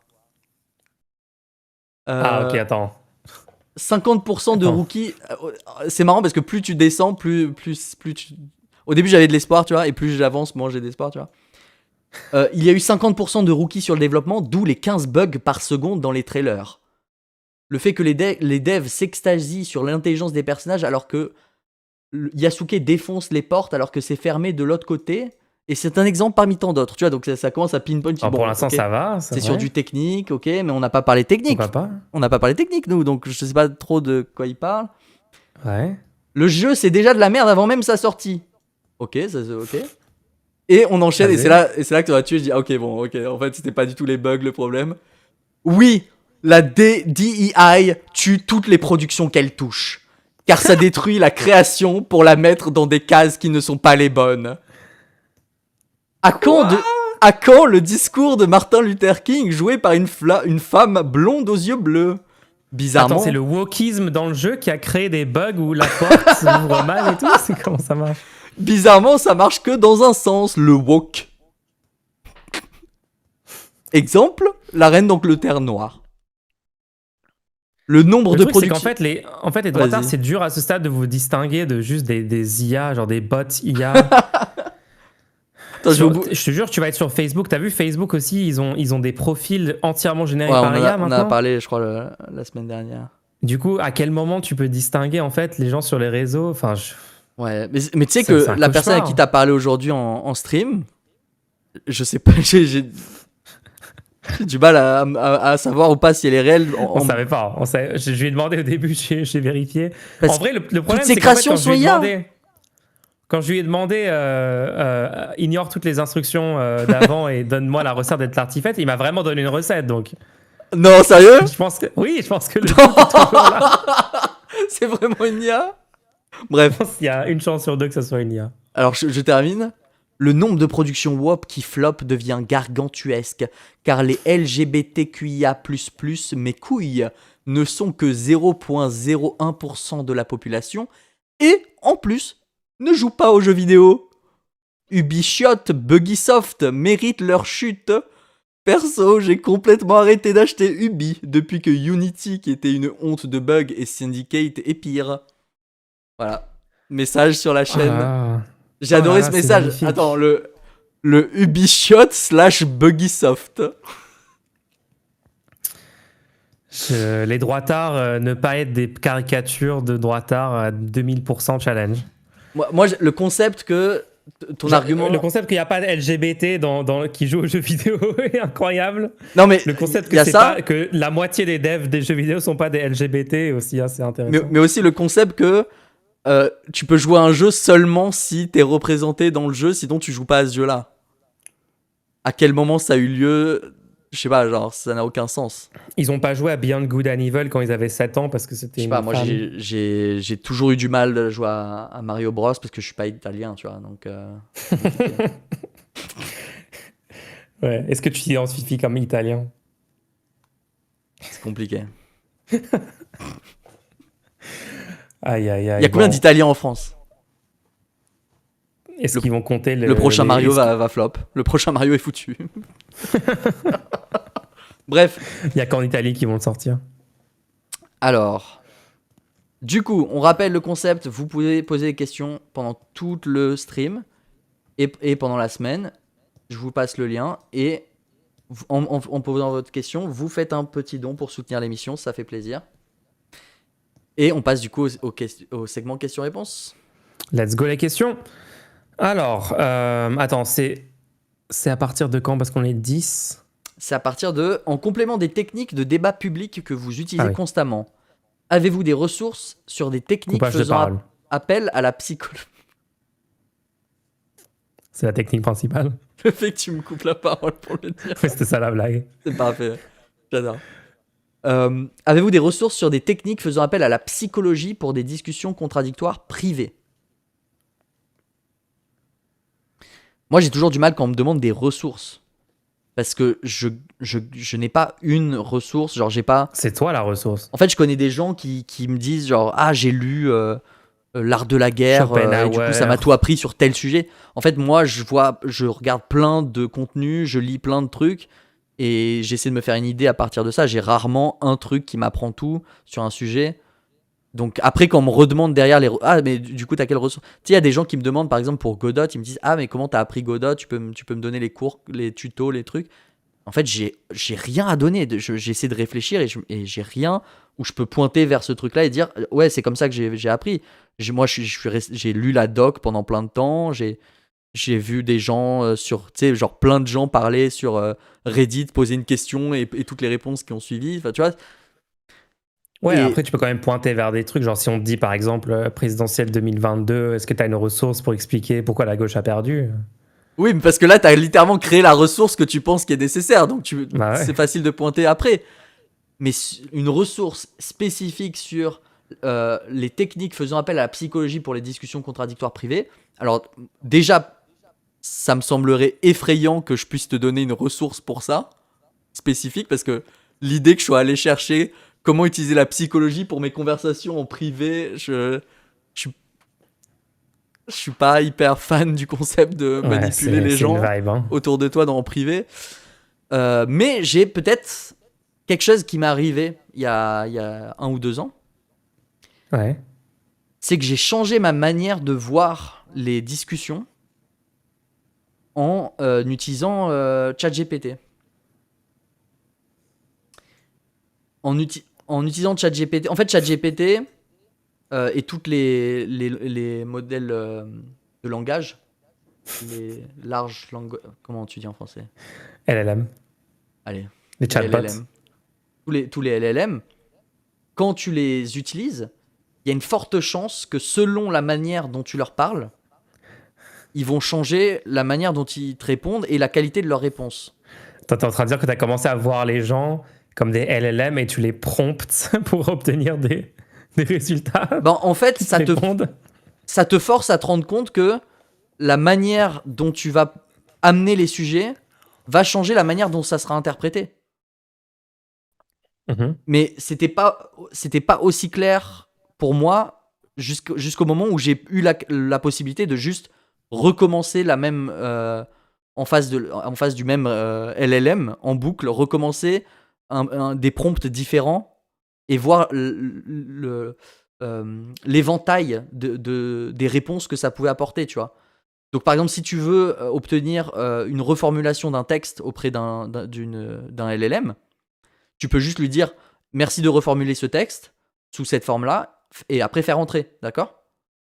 Mais tu peux aussi lui dire imagine qu'un auteur à succès doit répondre à cette demande. Et là, ça va changer complètement la manière dont il répond, tu vois. Ouais. Mais à partir de là, je me suis rendu compte, ouais, en fait, c'est hyper important la manière dont tu amènes les sujets, l'information que tu. Parce que moi, jusque-là, je me dis, bah, on est tous intelligents, je vais parler d'un sujet, les gens vont le prendre en compte rationnellement et vont voir au-delà de la forme de mon propos, vont voir le fond et vont me répondre là-dessus. Et en fait, non, ça marche pas comme ça. Et ça marche pas comme ça, même pour vous, tu vois. Même pour moi, moi-même, ça marche pas comme ça. Et ça m'a permis de me rendre compte de ça parce que là, j'avais sous mes yeux, j'avais la capacité de présenter une question ou une information de 100 manières différentes sans que la personne juste s'énerve parce que je lui repose la même chose sous 100 manières différentes, tu vois.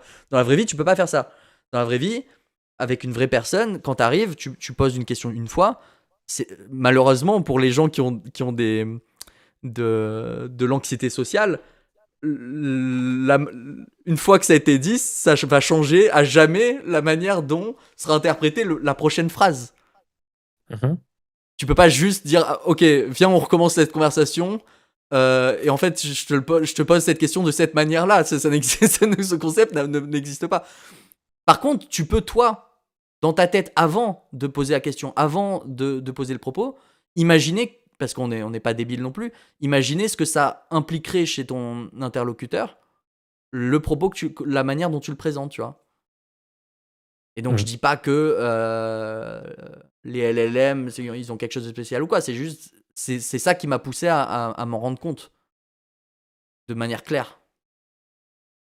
Mhm. Non? Ouais. Je vois ce que tu veux dire. Attends, j'essaie de réfléchir, moi. Des techniques faisant appel à la psychologie. Moi, je sais pas, hein, les gens. Moi, mes discussions privées récentes, si c'est des. J'imagine que tu parles de sujets politiques et tout, parce que c'est juste vie perso. Oui, tu me parles de techniques de débat public, ouais. Donc, technique de débat politique en privé. Moi, ma technique, c'est d'être le plus possible de bonne foi, d'utiliser un langage qui est compréhensible. Ça dépend à qui je parle, mais bon, si je parle à des proches, on a déjà eu souvent des discussions depuis 400 ans sur ces sujets. Et après, d'abandonner si ça marche pas, abandonner rapidement. Ouais. Et si si tu te rends compte qu'une personne est juste genre raciste au dernier degré et si tu essaies d'avoir une conversation, bah là, à un moment, tu tombes sur le noyau de ah oui, ok, cette personne juste déteste une partie de la population ou est profondément frustrée, etc., de la sortir de votre vie entièrement. Ça, c'est une technique de discussion privée. Technique avancée, couper entièrement les ponts avec les nazis autour de vous. Ouais, c'est une technique de dernier recours, mais des fois, t'es obligé, quoi. Moi, je pense que par rapport à ce qu'on a dit avant et tout aussi, ce mouvement de résistance contre la nazification de la France, Ouais. c'est aussi genre, il faut que socialement, les gens qui font partie de ce mouvement, qui participent, qui valident, qui votent, machin, soient mis à l'écart du reste de la société qui n'est pas, elle, fasciste. Il faut que les gens perdent des relations, se rendent compte qu'en fait, ils sont en train de faire souffrir des gens autour d'eux, que c'est pas genre innocent, que c'est pas sans impact, et c'est un impact direct sur leur entourage, qui est qu'en fait, leurs petits-enfants vont plus jamais leur parler, ou leurs enfants, ou leurs Ouais. frères ou sœurs. Ça Après, dégage, quoi. pour moi, je pense il faut quand même que la personne se rende compte que c'est vraiment lié à ses idées et que les idées, on peut les changer et que si la personne Ouais, bien changeait sûr. ses idées, la relation serait possible. Parce que beaucoup de gens vont faire. Moi, il y a un truc qui m'énerve aussi, c'est que une fois que la personne a clairement présenté des idées nauséabondes, tout l'entourage et que tu coupes les ponts à cause de ça, tu vois. Tout l'entourage va parler de cette situation en disant oh, ils sont embrouillés en ce moment, tu vois. Ça m'énerve tellement quand ça fait ça. C'est pas on est embrouillé en ce moment, c'est cette personne est clairement incompatible avec tout système de valeurs digne de ce nom, tu vois. Donc c'est un peu Ouais. énervant que ce soit pas compris. Ou alors, je pense que c'est plus du déni, tu vois, parce que les gens ils aiment pas, parce que du coup eux-mêmes devraient couper les ponts si jamais ils avouaient que c'est juste pas possible d'interagir avec cette personne. Je pense qu'il y a ça aussi. Bref. Mm. Ok, prochaine question. Alors. Ah, elle est pour moi celle-là. Vas-y, Bonsoir vas-y. BPT et Mulch. Une petite question presque troll à BPT. Est-ce que c'est possible de m'expliquer pourquoi la synchronisation verticale sur Fallacy Quiz ne fonctionnait pas? Incroyable. Alors oui, Question de c'est développement. c'est une Question catastrophe gros les gens. cerveau. C'est un échec. J'ai péché. Désolé. En fait, BPT ne sait pas coder depuis le Je sais début, il pas vous ment. programmer en fait. Donc en fait, j'ai sorti le jeu il y a maintenant 3-4 semaines, 3 semaines. Et il y a une option qui s'appelle la synchronisation verticale, qui veut dire que le nombre d'images générées par seconde sera celui que ton écran est capable de générer. En gros, hein, je simplifie. Pour Ce qui- éviter les petits bugs visuels qui peuvent Voilà. arriver si c'est pas le cas. En gros, voilà. Donc on synchronise avec l'écran. Bref. Et malheureusement, dans mon jeu, quand tu sélectionnais cette option, qui est censée être l'option par défaut, tu avais un nombre fou d'images générées par seconde. Genre, tu peux avoir 300 images générées par seconde. Pourquoi ça ne fonctionnait pas? En fait, l'option fonctionne dans le jeu. C'est juste qu'il était impossible de sélectionner l'option. Puisque pour savoir si l'option était sélectionnée ou pas, je faisais un test. Est-ce que le texte est égal à vsync? C'est-à-dire le texte que tu as sélectionné est égal à vsync. Sauf que j'avais mis une majuscule à C'est vraiment la vsync. pire explication, ça me fait trop rire. J'avais mis une majuscule. Les gens découvrent ce que c'est en fait la programmation. T'es genre, ah oui, en fait, c'est juste t'as pas mis la bonne J'avais mis la une bonne, majuscule. J'avais mis une capitalisation majuscule. sur le. Ouais. Et vu qu'il y avait une majuscule, il croyait que c'était pas égal. Et du coup, il dit bon, bah, du coup, on lui donne le nombre de frames illimité. Et je suis vraiment désolé pour ça. Et une mise à jour va arriver avec pour régler ce problème. Tiens, tant qu'on parle de Mise à jour Fallacy de Quiz. un caractère de différence. T'sais. Oui. Tant qu'on parle de Fallacy Quiz, Valve a officiellement jugé que Fallacy Quiz est jouable sur Steam Deck. Oh oui, c'est vrai. Ils ont testé mon jeu. Ils ont spontanément testé ouais. ton jeu parce qu'ils testent les jeux pour voir si ça marche sur leur console portable Steam Deck là. Et ils t'ont contacté, ils ont dit let's go, il est dispo sur Steam Deck. Ouais, ils se sont dit allez, on va tester celui-là. Et c'est sans doute grâce aux reviews des gens qui ils ont dû se dire ah, ce jeu est important parce qu'il y a pas mal de reviews. Donc merci aux gens de laisser des reviews positives sur le jeu sur Steam. Là ils disent je croise les doigts pour que sur Steam ça passe les 100 recommandations. Il y a 23 recommandations déjà. Et franchement elles sont toutes stylées. Donc merci à ceux qui ont recommandé. Ouais, et continuez d'en mettre des reviews positives et tout. Si vous pouvez, ça aide de fou. Tu fais la suivante? Ouais. Ah, grosse question. Comment sortir du dooming? Ah là là là là, comment sortir du dooming? comment sortir du dooming? Bah, les gens, il y a un tas de choses, hein. Moi, je pense que c'est important que les personnes progressistes, les personnes à gauche, les personnes qui sont dans ces idées-là, fassent quand même un effort sur prendre soin d'eux et sur assurer qu'ils ont une vie stable et qu'ils ont une vie confortable, on va dire. Je sais que je connais beaucoup de gens, tu vois, qui sont des militants, des militantes, qui sont ultra engagés dans des causes, qui passent une grande partie de leur temps, etc. Je pense que c'est important aussi, c'est super de faire ça, je pense que c'est important aussi que, par exemple, si vous êtes dans une situation économique où vous êtes dans une galère financière un peu permanente, si vous êtes, je sais pas, si vous avez une relation toxique, si vous êtes dépendant de vos parents et vous avez des parents qui s'en foutent de votre bien-être et des problèmes avec vos parents, des choses comme ça. Mais ça peut être un tas de choses. Votre boulot vous pourrit la vie parce qu'il n'y a pas de bien-être à votre travail, vos collègues, votre patron, il y a plein de trucs.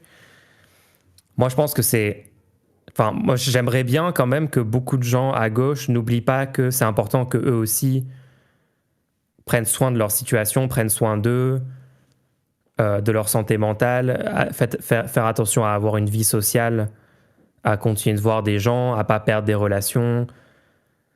Tu vois, j'ai du mal à dire aux gens de se focus sur militer, de se focus sur faire des choses sur le terrain, parce que j'aurais pu juste répondre ah ouais, est-ce que si vous doumez, bah allez militer, je sais pas, genre allez faire du porte-à-porte. Mais je pense qu'il y a aussi tout le côté où je veux que vous alliez bien dans votre vie personnelle, quoi. Après, il y a un Et aspect où si vraiment vous allez mal, faut aller voir, faut aller consulter aussi, hein. Il y a un certain niveau où ce qu'on appelle le défaitisme, ça peut aussi être de la dépression. Il faut. allez voir un On n'est psy. pas psy ici, quoi. Donc, Ouais. Après, je sais pas. Est-ce que c'est du Moi, je suis défaitisme jamais ou allé. est-ce que c'est du Moi, je suis jamais allé défaitisme chez le psy, mais ouais, je pense si, ouais, bon, Parce que si c'est je connais pas trop ce sujet en vrai, mais. si c'est du défaitisme, regardez la vidéo, la deuxième vidéo de la série Pourquoi le peuple a perdu. Et en fait, il y a la possibilité comme quoi il n'y a aucun moyen qu'on va s'en sortir et en fait tout est foutu, elle est nulle. La probabilité que ça ce soit le cas, c'est nul. C'est-à-dire, il n'y a aucune probabilité qu'il y ait aucun moyen qu'on s'en sorte et que la situation s'améliore. Tu peux pas avoir. il y a- la, la- on n'est pas dans quelque chose d'inéluctable. C'est ça que je veux dire. Ouais, Mais ok. le comprendre rationnellement, c'est pas la même chose que de le ressentir. Mais si déjà de bien le comprendre rationnellement, ça aide quand même pour se rendre compte de la situation dans laquelle on est. Moi, je me rappelle pendant le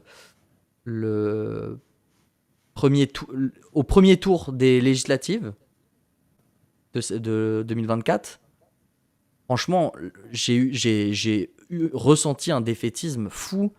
C'est-à-dire que pour moi, les résultats de ces élections représentaient clairement est-ce que j'allais croire en l'humain ou pas après, quoi. Pour moi, ça aurait pu avoir. Non, mais c'est même pas une blague. Il y aurait vraiment eu un. Si jamais il y avait eu la première place donnée au Front National ouvertement à la fin de Bon, ces après, les élections. Américains ont voté Trump, donc est-ce que tu crois encore aux humains? Il y a beaucoup plus d'Américains que de Français. Je crois aux humains, mais je crois pas aux Américains, tu vois. Ok, en Inde, il y a Modi. Est-ce que tu crois aux Indiens? Mais du coup, c'est juste pour dire, à ce moment-là, moi, j'étais vraiment pas bien, mais je me disais, le truc est pas encore terminé, et il y a pas une impossibilité. Et tu as eu c'est ça. raison au final de pas sombrer dans ça, parce qu'au final, Mais c'est ça qui est important, le NFP était en tête. c'est de garder en tête qu'il y a une possibilité de sortir de tout ça. Il y aura toujours une possibilité de sortir de tout ça. Bien sûr, sur le chemin, des fois, les situations sont tellement horribles qu'il y a des gens voilà, récemment, il y a eu quelqu'un qui est décédé dans les urgences parce qu'il n'a pas été pris en charge. Tu vois. Donc, le fait de se dire on va en sortir n'enlève rien au fait qu'on est en train de vivre dedans actuellement, dans une situation horrible, tu vois ce que je veux dire. Mais ce serait vraiment néfaste pour vous et pour tout le monde d'imaginer qu'on n'aura aucun moyen de s'en sortir. Et comme tu l'expliques dans ta vidéo, souvent on se rend pas bien compte du lien de cause à effet que l'impression de pouvoir s'en sortir a avec la capacité de s'en sortir, surtout à l'échelle de la société en fait. C'est ça, je sais pas, j'aime bien prendre cet exemple parce que la question c'est comment sortir du dooming. T'as pas dit forcément le dooming sur l'arrivée de l'extrême droite ou sur la politique ou quoi, parce que le terme dooming, ça peut être par rapport à tes relations. Tu sais, il y a plein de gens qui se disent, par exemple, il y a plein de gens qui, par exemple, veulent une relation amoureuse et sont défaitistes par rapport à leur capacité de trouver quelqu'un en mode je vais être seul toute ma vie, je vais jamais être proche avec quelqu'un, avoir une intimité, avoir une relation hyper affective, hyper fusionnelle, etc. Tu sais, ça, c'est une forme de dooming aussi. Mais dans cette situation-là, c'est un peu la même mentalité. C'est en fait, vous allez juste saboter vos chances que ça arrive si vous partez du principe que ça va jamais arriver, si vous partez du principe que vous êtes même pas apte à recevoir de l'amour, ou tu vois, c'est un peu le parallèle que je fais. Je dis aux gens, tu pars du principe que c'est absolument possible. Après, bon, si tu veux parler spécifiquement de la politique, le fait de remarquer aussi qu'il y a un tas de forces et il y a des gens très très puissants qui sont très intelligents dans leur façon d'opérer, qui essayent de fabriquer ce sentiment de défaitisme, ce sentiment de tout est foutu, tout le monde va crever, la gauche va perdre, l'extrême droite arrive. Il y a des milliards tous les ans qui sont mis en propagande pour vous faire désespérer. Donc, un des meilleurs exemples. Faire un pas de côté déjà des médias mainstream et peut être super important. T'arrêtes de suivre, je dis pas genre te couper du monde ou des actus ou des trucs importants, mais arrêter de le consommer sous l'angle d'un milliardaire qui a envie de vous faire rentrer en dépression en permanence parce qu'ils savent que ça va vous désactiver politiquement. Donc ça peut être une des pistes. Un des trucs et bien sûr, la dernière piste... Juste sur cet exemple-là, un des trucs les plus probants, c'est l'insistance à chaque intervention d'essayer de faire sortir le mot oui, le NFP, c'est fini. Ouais, voilà. C'est vraiment genre... Tous les sondages, genre, regardez, Mélenchon est la personne politique la moins populaire, regardez, 60% des gens sont contre l'immigration. Tu sais, c'est fabriquer ce sentiment. Et tu disais le dernier je pense truc. que le dernier truc, mais je pense que... Enfin, voilà, en fait, j'ai pas envie qu'il y ait des gens qui sont genre au RSA, qui vont peut-être se faire conditionner leur RSA dans quelques semaines, de se dire, vas-y, je vais passer 10 heures dans ma semaine à aller faire du porte-à-porte, tu vois. C'est pour ça que j'essaie de dire, prenez soin de vous, de votre situation, en priorité avant tout, et il n'y a aucun problème à faire ça, parce qu'il y a parfois des gens progressistes ou à gauche qui se disent, il faut que je sois tout le temps dans le don de moi, à mon entourage, à la société, à tous ces trucs-là, mais c'est OK de passer 95% du temps sur vous, d'être égoïste. C'est vu comme l'égoïsme, en fait, c'est bien, c'est une bonne chose. Et si vous êtes dans il y a des trucs où, genre, si tu es dans une meilleure situation économique dans 2 ans, tu seras là beaucoup plus en capacité d'aider ton entourage, de convaincre même, parce que les gens... il y a des gens qui ont des biais personnels où ils vont plus vous écouter si vous avez plus de statut social. Malheureusement, c'est une réalité. Vous serez peut-être plus en capacité d'avoir un impact positif sur le monde dans 2 ans, si vous êtes dans une meilleure situation, sur plein de plans, sur, je sais pas, ça peut être votre logement, votre job et tout, quoi. Et donc, ouais. Mais après, le dernier truc, c'est si vous vous sentez de le faire, si vous êtes en capacité de militer, de rejoindre un collectif, une association, un parti, et faire des trucs sur le terrain. Genre, moi personnellement, j'ai fait parfois des réunions avec des groupes politiques comme ça, des groupes de militants, où c'est un peu des sortes de... On se pose tous autour d'une table, on fait une réunion. J'ai rarement trouvé ça productif. Et le truc que j'ai trouvé beaucoup plus productif dans ma vie à moi, c'est d'aller faire des porte-à-porte. Il faut être au moins 2 personnes. Et vous allez, c'est souvent pendant les campagnes électorales, mais ça peut être en dehors. Hein. Moi, je pense qu'on pourrait même commencer maintenant à faire la campagne, si c'est pour les municipales, par exemple, ou pour la prochaine élection, mais juste faites un tour dans votre quartier avec quelqu'un et toquez aux portes et ayez des discussions avec les gens, poser des questions sur est-ce qu'ils sont inscrits sur les listes électorales, par exemple. Est-ce qu'ils savent pour qui ils ont envie de voter un peu la prochaine fois. Et voilà, vous pouvez rencontrer des gens dans votre quartier que vous ne connaissiez pas. Ça peut paraître bizarre, hein, c'est pas un truc que beaucoup de gens ont déjà testé, mais en vrai, si beaucoup de gens l'ont testé dans le cas de mouvements politiques, mais en fait, ça peut être vraiment excellent. Et moi, j'ai jamais eu autant de l'impression de ouais, ok, j'ai quand même eu un impact aujourd'hui hyper concret parce que j'ai toqué à 50 portes et la moitié se sont ouvertes et j'ai eu des bonnes discussions. Il y a des gens qui savaient même pas qu'il y avait une élection ou qu'ils devaient être inscrits sur une liste ou quoi que ce soit et qui maintenant le savent. Et je me dis ok, là j'ai un impact direct sur des gens. Et ça peut grave aider niveau santé mentale par rapport à la situation politique, d'avoir l'impression que tu es en train de participer, l'impression que tu es en train de faire un truc et au moins de contribuer à endiguer les pires choses et de faire advenir les bonnes choses, voilà quoi. Sinon, donner de l'argent à la neutrosphère. Non, mais. Non, je rigole. Nous, si vous voulez pas faire le travail, on le fait nous. N'importe quoi. Et plus on aura de moyens, plus on paiera des gens pour faire le travail. Non, mais tu finis pas Et on le fera efficacement. un truc sur le défaitisme avec donnez-moi de l'argent, alors c'est une catastrophe. Hein. Oh, mais c'est vrai. Non.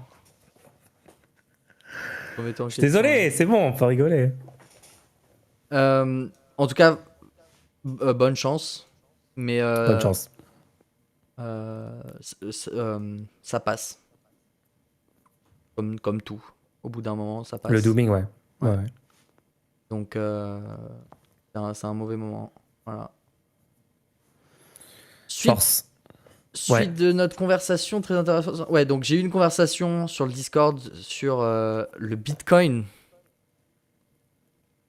Encore. Aïe, aïe, aïe. En fait, moi j'écoutais un podcast sur Linux, d'accord? Sur l'open source et tout. Et au bout d'un moment, il a commencé à avoir ils ont commencé à parler de la crypto-monnaie sur ce podcast-là et ça m'a énervé, tu vois. Et d'ailleurs, ils avaient du backlash de leur public en mode non, mais c'est bon, on va pas parler de crypto-monnaie et tout. Et au bout d'un moment, ils ont dit non, mais attendez, on a le droit de parler de crypto-monnaie parce qu'en fait, c'est bon pour l'environnement. Ils ont commencé à faire un truc comme ça en disant regardez, la crypto-monnaie, vu que ça nécessite beaucoup d'énergie et que l'énergie la moins chère, c'est l'énergie renouvelable, en fait, ça va participer à la construction d'énergie renouvelable. Et quand j'ai entendu cet argument, je me suis instantanément désabonné du truc. Ça m'a juste complètement énervé. Parce que juste construire ça serait déjà le cas aujourd'hui alors. Juste construire l'énergie renouvelable juste le construire là pour utiliser l'énergie pour les trucs qui existent déjà, tu vois, pour faire la transition écologique. Bref. Si ça marchait comme ça, on aurait déjà 100% d'énergie renouvelable partout. Donc là, c'était pas ça. C'était sur un autre sujet. C'était de dire que vu que le Bitcoin serait inarrêtable, eh ben on est obligé de l'accompagner en fait. On est obligé de faire avec. Maintenant que c'est inarrêtable, on va être obligé de faire avec. Et vu qu'on va faire avec, regardez ce qu'on peut faire de bien avec et tout. Et alors ça, c'est déjà il y a un sophisme de la solution parfaite sur le fait de vu qu'on peut pas l'arrêter, on n'essaye même pas. Alors que tu pourrais le freiner. C'est-à-dire tu peux freiner l'impact, tu vois, des crypto-monnaies, etc. Donc là, ils sont en train de dire on va pas freiner puisqu'on peut pas l'arrêter, selon moi. Tu vois, bref, déjà il y a ça. Et ensuite, le truc de tu peux pas l'arrêter, c'est inarrêtable maintenant, machin, donc t'es obligé de te rejoindre le mouvement, sinon tu vas être dépassé. Ça, on l'avait vu avec les NFT. Et qu'est-ce qui s'est passé au final avec les NFT? Plus personne en parle, c'est finito. C'est fini. Donc là, la question c'était est-ce qu'on serait pas dans. Moi aussi, je voudrais freiner la technologie, cette technologie-là. Surtout celle du Bitcoin qui est très gourmande en énergie.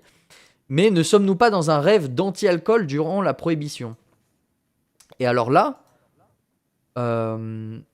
moi j'aimerais dire deux trucs là-dessus. C'est déjà tous les problèmes n'ont pas le même problème que l'alcool pendant la prohibition. C'est-à-dire tu peux pas utiliser l'exemple de l'alcool pendant la prohibition sur tous les problèmes pour dire regardez, si on l'arrête en fait ça va aggraver la situation. Il y a plein de choses où on est tous d'accord pour l'arrêter complètement et que ça aggrave pas la situation.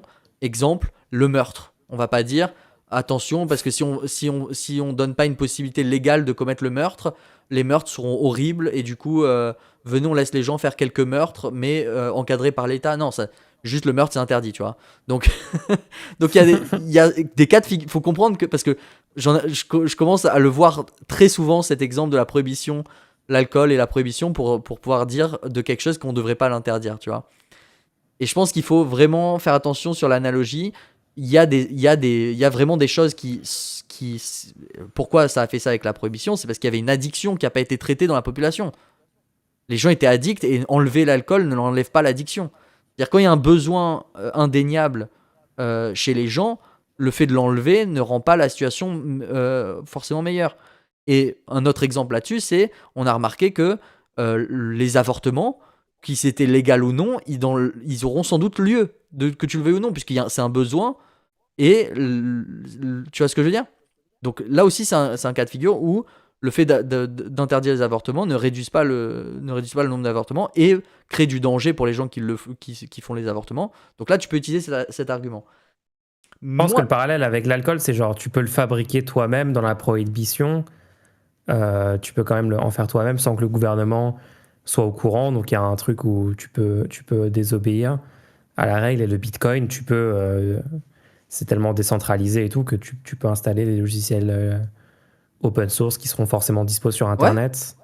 Ouais. Ok. Et donc comment est-ce que l'État peut empêcher les gens de Voilà, faire exactement. Et bah pour suivre ce parallèle, regardons. Est-ce que la France a voulu réduire la consommation d'alcool? Oui, la consommation d'alcool est un problème pour plein de raisons, hein.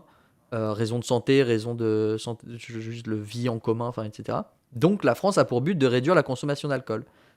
Dans ce but-là, il y a de la prévention qui est effectuée, il y a l'interdiction de faire de la publicité qui a été mise en place. En tout cas, tu n'as pas le droit de faire de publicité qui montre quelqu'un boire. Donc tu auras beaucoup de publicité où tu entends le pchit d'une bière ou une description de la couleur, mais jamais tu parleras du fait que c'est bien de boire ou quoi. Donc c'est juste fou les critères de la pub. Enfin bref, il y a de la prévention et ça fonctionne. Il y a un déclin énorme de la consommation d'alcool en France. On est passé en 1960 à une consommation à là ils disent 200, c'est parce que c'est 200 quoi, mettons que c'est 200, c'est le repère, d'accord, 200 bouteilles et on est passé à 80 environ, voilà, en termes de c'est une proportion, ok, c'est en litres par personne et par an, ok. 80 litres d'alcool par personne par an. Alors là, t'as le détail, hein. T'as par exemple les vins. Le vin, en 1960, il y avait 115,7 litres par personne et par an. Et aujourd'hui, il y en a 17. Il y a eu une division par 10. Waouh, c'est ouf. Et encore, j'ai vu des stats pour aujourd'hui. Il y a une toute petite élite de consommateurs d'alcool tout en haut. Oh ouais, qui consomment une quantité complètement insane d'alcool. Je préfère qu'on parle pas de ça. C'est alcoolique, hein, c'est triste. Mais... Le fait, ouais, c'est genre 30%. C'est quoi? C'est 13% consomme 50% ou un truc comme ça? Bref, je c'est la stat, ça. Ouais, et du coup, tu prends le champagne. Non, c'est ouais. quoi? Donc sur les bitcoins. Et ben, du coup, si tu prends cet exemple de l'alcool, oui, on n'a pas interdit, parce que comme tu disais, on ne peut pas techniquement interdire parce qu'ils pourraient très bien fabriquer leur propre vin et tout. Mais en fait, si tu mets en place la prévention, si tu réponds aux problèmes des gens, par exemple, là, les virements ne sont plus payants. C'est un nouveau truc qui a été mis en place en Europe. C'est-à-dire que maintenant, tu peux... Je ne sais pas si vous étiez au courant, mais c'est nouveau, ça date de cette année. Les virements bancaires ne sont plus... Alors, je peux sortir l'info exacte. J'aimerais bien. Mais si tu mets en place un pouvoir et tu dis, bah, comment on fait? En fait, il y a des raisons pour lesquelles les gens veulent utiliser la crypto-monnaie. Ils disent que c'est à cause de telle chose, et ben on va faire en sorte que telle chose soit dans les banques existantes soit bon. Donc tu limites par exemple les frais bancaires, tu peux mettre en place euh, une transparence auprès des banques de dépôt. Moi, je suis personnellement pour que les banques de dépôt soient nationalisées. Donc tu comprends bien qu'une fois que la banque de dépôt est nationalisée, tu préférerais sans doute avoir ton argent déposé sur une banque de dépôt nationalisée avec la garantie de l'État français et avec aucune utilisation de l'argent qui est mis sur la banque de dépôt, plutôt que d'avoir ton argent sur un système de blockchain qui le truc fluctue de fou. Enfin, ouais, voilà. Ouais, après, pour moi, c'est un non-problème. Enfin, je veux dire, les cryptos, c'est un épiphénomène complètement négligeable.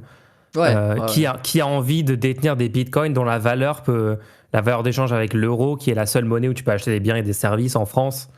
Donc, littéralement, la définition d'une monnaie, en fait, le bitcoin n'est pas une monnaie ouais, bien sûr. Non, utilisable. mais c'était pour répondre sur comment est-ce Ouais. qu'on ferait pour diminuer l'utilisation du bitcoin si on peut pas l'interdire, puisque comme tu as dit tout à l'heure, tu peux juste. Voilà. Mais il y a une autre manière de faire, c'est juste tu interdis l'utilisation du bitcoin quand même. C'est-à-dire que le fait que les crypto-monnaies soient régulées et que ça commence à être accepté en tant que truc spéculatif, etc., moi je pense pas que ça devrait être le cas. C'est-à-dire, de plus en plus il y a de plus en plus de pays qui acceptent de voir le bitcoin comme un investissement. Et tu peux le déclarer officiellement. Moi, je trouve pas que ce soit normal. Si des gens le font, ça devrait pas être considéré comme un vrai investissement, etc. Puisque dans son Après, tu as des pays où leur Ouais. monnaie de base était beaucoup moins stable que le bitcoin encore. Ça, c'est une autre discussion. Moi, je te dis, dans un pays sur lequel on a un contrôle, comment est-ce qu'on fait pour faire en sorte que l'utilisation du bitcoin diminue? Je te dis pas dans un pays où la seule manière d'obtenir de l'argent, c'est d'utiliser du bitcoin parce qu'ils sont dans un régime fasciste ou des trucs comme ça, tu vois. Il y a une différence. Ouais. Et Et en plus, là, on parle du bitcoin spécifiquement. Il y a des crypto-monnaies qui ont moins de problèmes environnementaux que le bitcoin. après, honnêtement, moi, je pense que le bitcoin va disparaître de lui-même parce qu'il n'y a pas d'utilité sociale au bitcoin, quoi. Bah, tu penses ça, sauf que on est dans le plus gros Ponzi scheme de l'histoire, en fait. Et tant que ça n'a pas atteint 100% des personnes sur Terre et qu'au bout d'un moment. Enfin, je sais pas, c'est très bizarre comme situation parce que le cours du bitcoin ne cesse d'augmenter. Et en fait, c'est quelque Non, chose. il a augmenté jusqu'en 2000, je sais plus, 2017, et après, il y a eu un énorme crash. Ah, mais t'as pas suivi, en fait. Et après, il a réaugmenté depuis. Et maintenant, Ouais, il c'est est ça. 2 fois plus haut que le sommet d'avant. Et c'est des bulles spéculatives de malades. Et Ouais, mais ça va faire ça en boucle. Et au bout d'un moment, les gens vont dire, ouais, ok, j'ai perdu plein d'argent plein de fois parce que je me suis fait avoir par l'arnaque et maintenant, je vais arrêter. ah bon, ils vont dire ça, les gens? Après, à ce stade, s'ils veulent continuer à perdre leur argent, moi, je dis, on les laisse. Hein. Bref, voilà, c'était pour répondre sur. Après, sur, t'as raison sur le problème environnemental, mais alors comment là, le freiner. Bah, on peut, juste pour dire qu'on peut le freiner. il faudrait que ça soit plus coûteux d'opérer un énorme serveur farm de minage de Bitcoin que ce que ça te rapporte, quoi. Bah oui, mais justement, le problème, c'est que ce que ça rapporte, c'est spéculatif. Et donc, beaucoup de gens pensent que même si c'est pas Court terme, ça va rentable. valoir le coup. Ouais. Non, mais même si c'est pas rentable, en fait, les bitcoins qu'ils vont obtenir vont permettre de rentabiliser tout ce qu'ils ont dépensé. Donc, ils achètent, beaucoup de gens qui ont miné du bitcoin ont été en négatif sur leur achat de matériel et tout. Et après, vont sur les forums dire regardez, j'ai obtenu le bitcoin à cette valeur-là, j'ai gagné cette valeur-là. Et vont jamais montrer toutes leurs dépenses d'électricité, de matériel et tout, quoi. Enfin, bref. Ok, quelqu'un qui dit c'est juste un actif, il n'y a rien à dire si les gens veulent spéculer sur des coquillages ou sur le bitcoin, qu'ils le fassent. Ouais, mais imagine que les gens spéculent sur les coquillages, sauf que les machines pour miner les coquillages sur lesquels ils spéculent, ou c'est même pas miner, parce qu'en plus là, ça serait miner des trucs physiques, mais les bitcoins, c'est même pas miner des trucs physiques, c'est Non, c'est juste faire des calculs qui n'ont aucun intérêt. Ouais, qui font des calculs qui n'ont aucun intérêt pour montrer qu'il y a eu un travail, proof of work, enfin bref. C'est ridicule en plus le système de base. Enfin, il y a même d'autres crypto-monnaies qui fonctionnent pas du tout par ce biais-là et qui marchent quand même très bien. Donc, même Alors, en termes de crypto, c'est. Je vois dans le chat, les paris sportifs continuent, pourtant les gens perdent plein d'argent dessus. Bah ouais, c'est un bon exemple, ça, tu vois. Ouais, C'est ouais, pas pour parce répondre à que ce les je gens disais perdent de avant, l'argent qu'ils vont s'arrêter de ouais, attends, parier. mais je veux finir sur ça. Donc, si tes coquillages, si ton système de tout le monde s'échange des coquillages, la valeur fluctue, tout le monde est excité par la courbe qui monte, qui descend et tout. Si ce système-là, il est alimenté par une machine qui aspire tous les arbres de la forêt et les réduit en miettes à une vitesse de 100 000 arbres par jour, les brûle. et brûle 100% des arbres d'une forêt tous les jours, on est d'accord qu'il y a un problème. Donc là, le problème, c'est la consommation énergétique. Et les gens qui disent si l'électricité est décarbonée, tout est bon. Non, c'est faux, puisque l'électricité décarbonée utilisée pour le Bitcoin pourrait être utilisée sur des choses qui actuellement utilisent de l'électricité carbonée. Donc j'ai jamais compris ce concept de dire ouais non mais c'est bon, on a construit des panneaux solaires pour miner le Bitcoin, donc c'est bon. Non, venez, on construit des panneaux solaires et on remplace des usines à charbon en fait. C'est quoi cette folie où tu vas dire regardez, j'utilise beaucoup plus d'énergie qu'avant, mais j'ai construit des choses, j'ai absolument... Enfin non, c'est bon, moi ça m'énerve. Ouais, dans un monde où on a encore des voitures au pétrole qui circulent partout, alors qu'on pourrait avoir des voitures électriques, ou les transports en commun surtout. Bref. Ouais. Bon, et ouais, bon, voilà, donc on passe là-dessus, et on arrive sur... Y a-t-il des cheat codes secrets dans Fallacy Quiz et ou des easter eggs non encore découverts? Il y a un cheat code dans Fallacy Quiz. Ah, sur le... Tu le révèles? Il faut le rentrer sur l'écran d'accueil. Ah non, c'est tout ce que tu dis? Ok, vas-y, donne une info à la fois, comme ça on voit si... Je ferai remarquer que la question c'est y a-t-il des cheat codes? Moi j'ai répondu juste à la question. Et la question réponse, a été répondue. Oui, il y en a un. Est-ce qu'il y a des easter eggs non encore découverts? Bah, les gens n'ont pas rapporté les easter eggs que j'ai mis dedans. J'ai pas vu les gens mettre des screenshots en disant ah regarde c'était la Mollis comme dans le débat. Du coup oui, il y a des easter eggs. Peut-être ça a été découvert mais pas révélé, tu vois, c'est pas la même chose. Ah bah non, attends, pour qu'ils soient découverts, il faut qu'ils soient au courant qu'ils soient découverts, donc voilà. Envoyez les screenshots des easter eggs que vous trouvez. Il y en a, hein, rien. Le fait que personne m'a envoyé le truc avec la Mollis, genre quoi, mais je comprends, c'est quoi cette phrase folle? Il y a littéralement une phrase. Cette phrase. De fou. Tu sais que cette phrase n'a aucun sens pour une personne normale. Genre, tu lis cette phrase, la phrase dit littéralement non, je ne veux pas d'un État. Par contre, si jamais tu nommais les forces de l'ordre la Mollis, c'est bon. Ça... J'ai mis cette phrase en jeu. C'est du génie. Ça, c'est du lore neutrosphère deep, quoi. Hein. Attends, je sais même pas si je l'ai republié ce débat d'ailleurs, faut que je vérifie. Ouais, peut-être faudra que tu republies. Ouais. Et sur ce... Ok. Sur ce, les gens, rendez-nous la semaine prochaine. Merci pour toutes vos questions. N'hésitez pas à en reposer. Le podcast est disponible sur toutes les plateformes de podcast possibles et inimaginables. Et je vous invite à aller liker, vous abonner, mettre des commentaires sur la vidéo YouTube, etc. Et bien sûr, si vous voulez nous soutenir, à nous poser des questions sur notre Ko-fi. Et dans tous les cas, on se donne rendez-vous la semaine prochaine. Ciao!